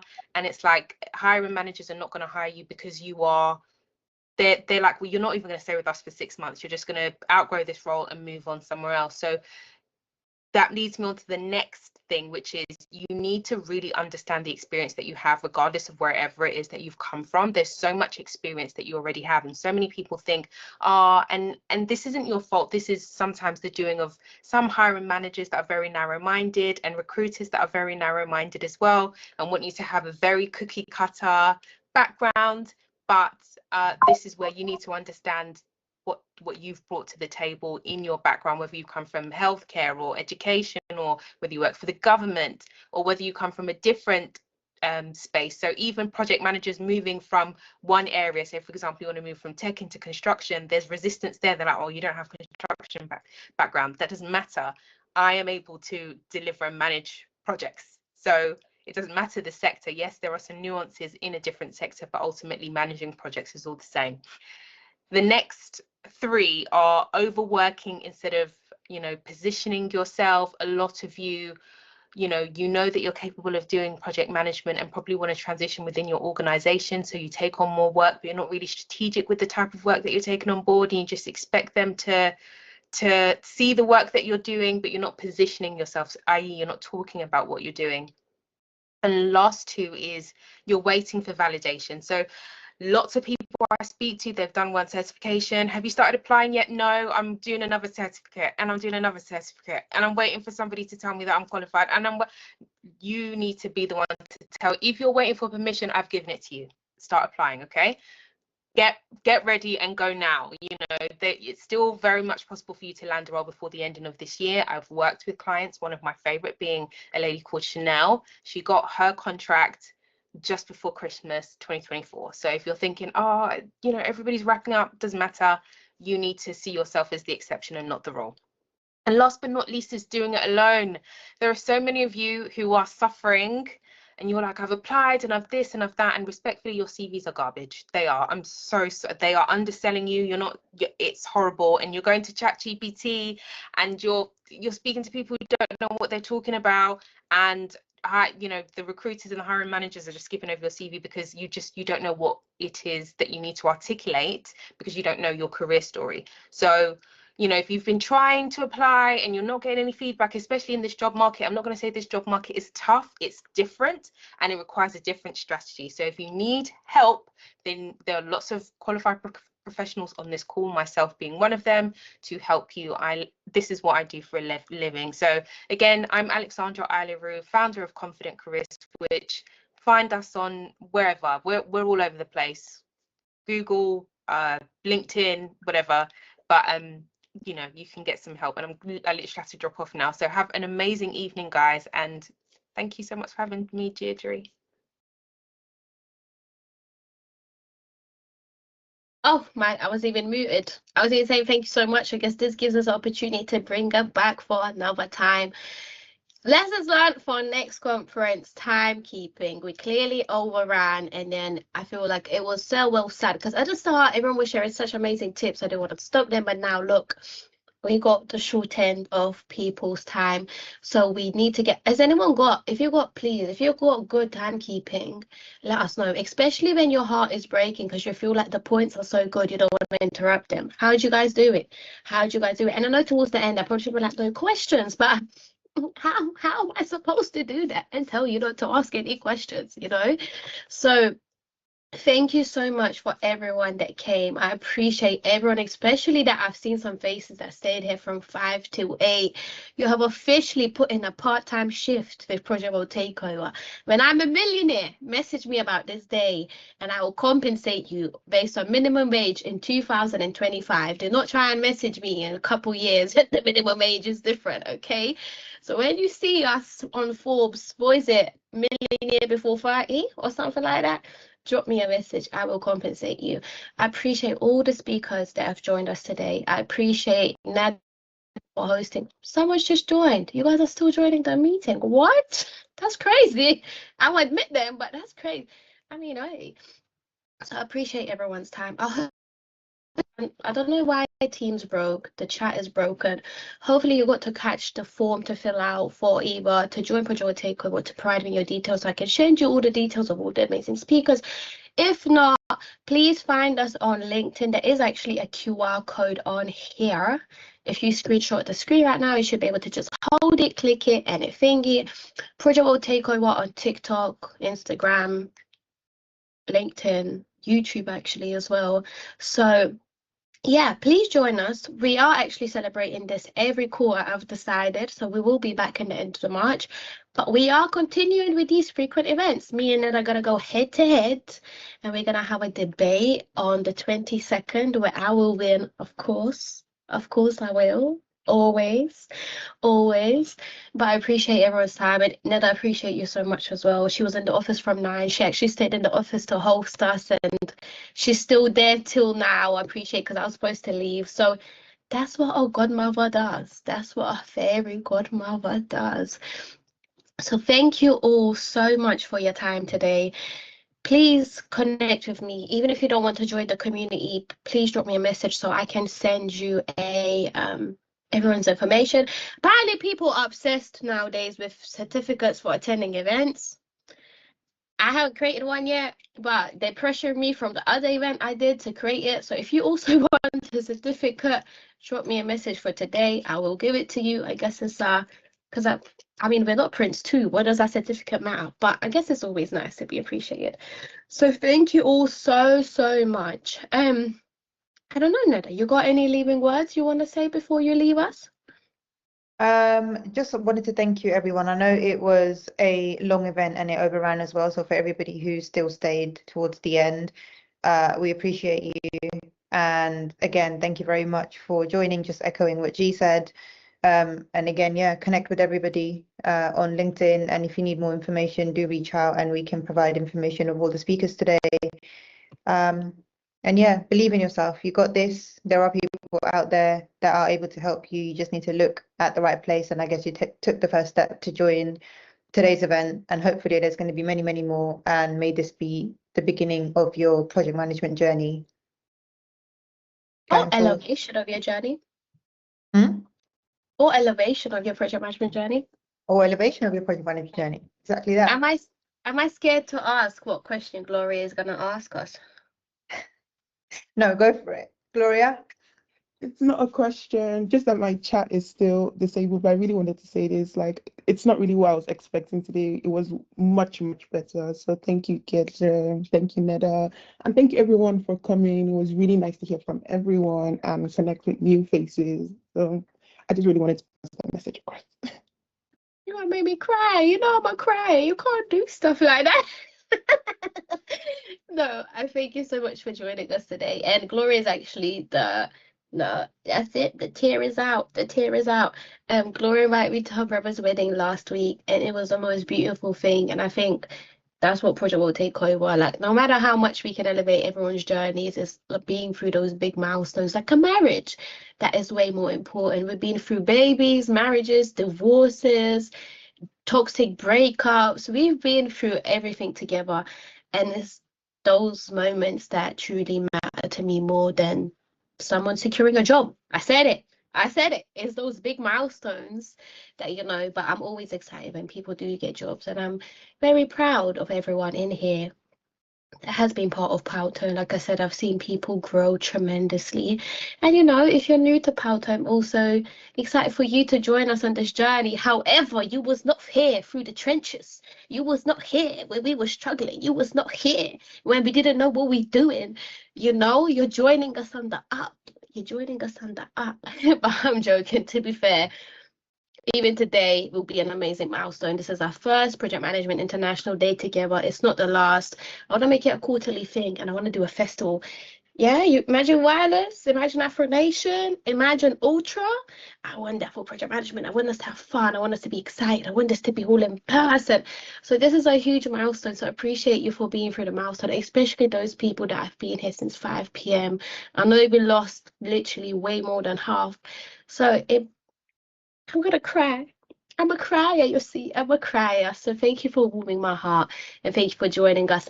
And hopefully we see you in Project Takeover. Hopefully we see you around. And if we don't, amen, God bless, no stress. Whatever you want to achieve, you will. The world is really yours. And just know you can take over the world, and you deserve everything in there. Thank you all so much. I'm a crier. Everyone knows I got attachment issues, guys. My father left me. So So now I'm really attached to the people in the community, you see. So thank you all so much. Gloria's laughing because she always acts like my father. She lies to me. She tells me she's gonna do stuff and she doesn't show up. She leaves me like my father, and now she's even laughing after all the pain she's caused. This is the father of Project Takeover. She always sells me dreams. But anyways, you think it's funny. You think it's funny. That's fine. That's fine. But no, thank you. I probably need a therapist, guys. If anyone knows a therapist, please send them my way. I have no comments, guys. No comments. Please send me a therapist at this point for free. I don't want to pay. I don't want to pay. So thank you all so much. Thank you. Then the little froggy says we're celebrating PM every quarter. Join us. If you're not joining us, you're gonna see us anyways because it's a takeover, baby. We're gonna be all over the world. So thank you all so much. God bless. No stress. Thanks, Jay. Thank you. Bye, everyone. Bye. Bye, everyone. Bye. Have a good evening. Bye, everyone. Well done, G. Thank you. Thank you. Bye.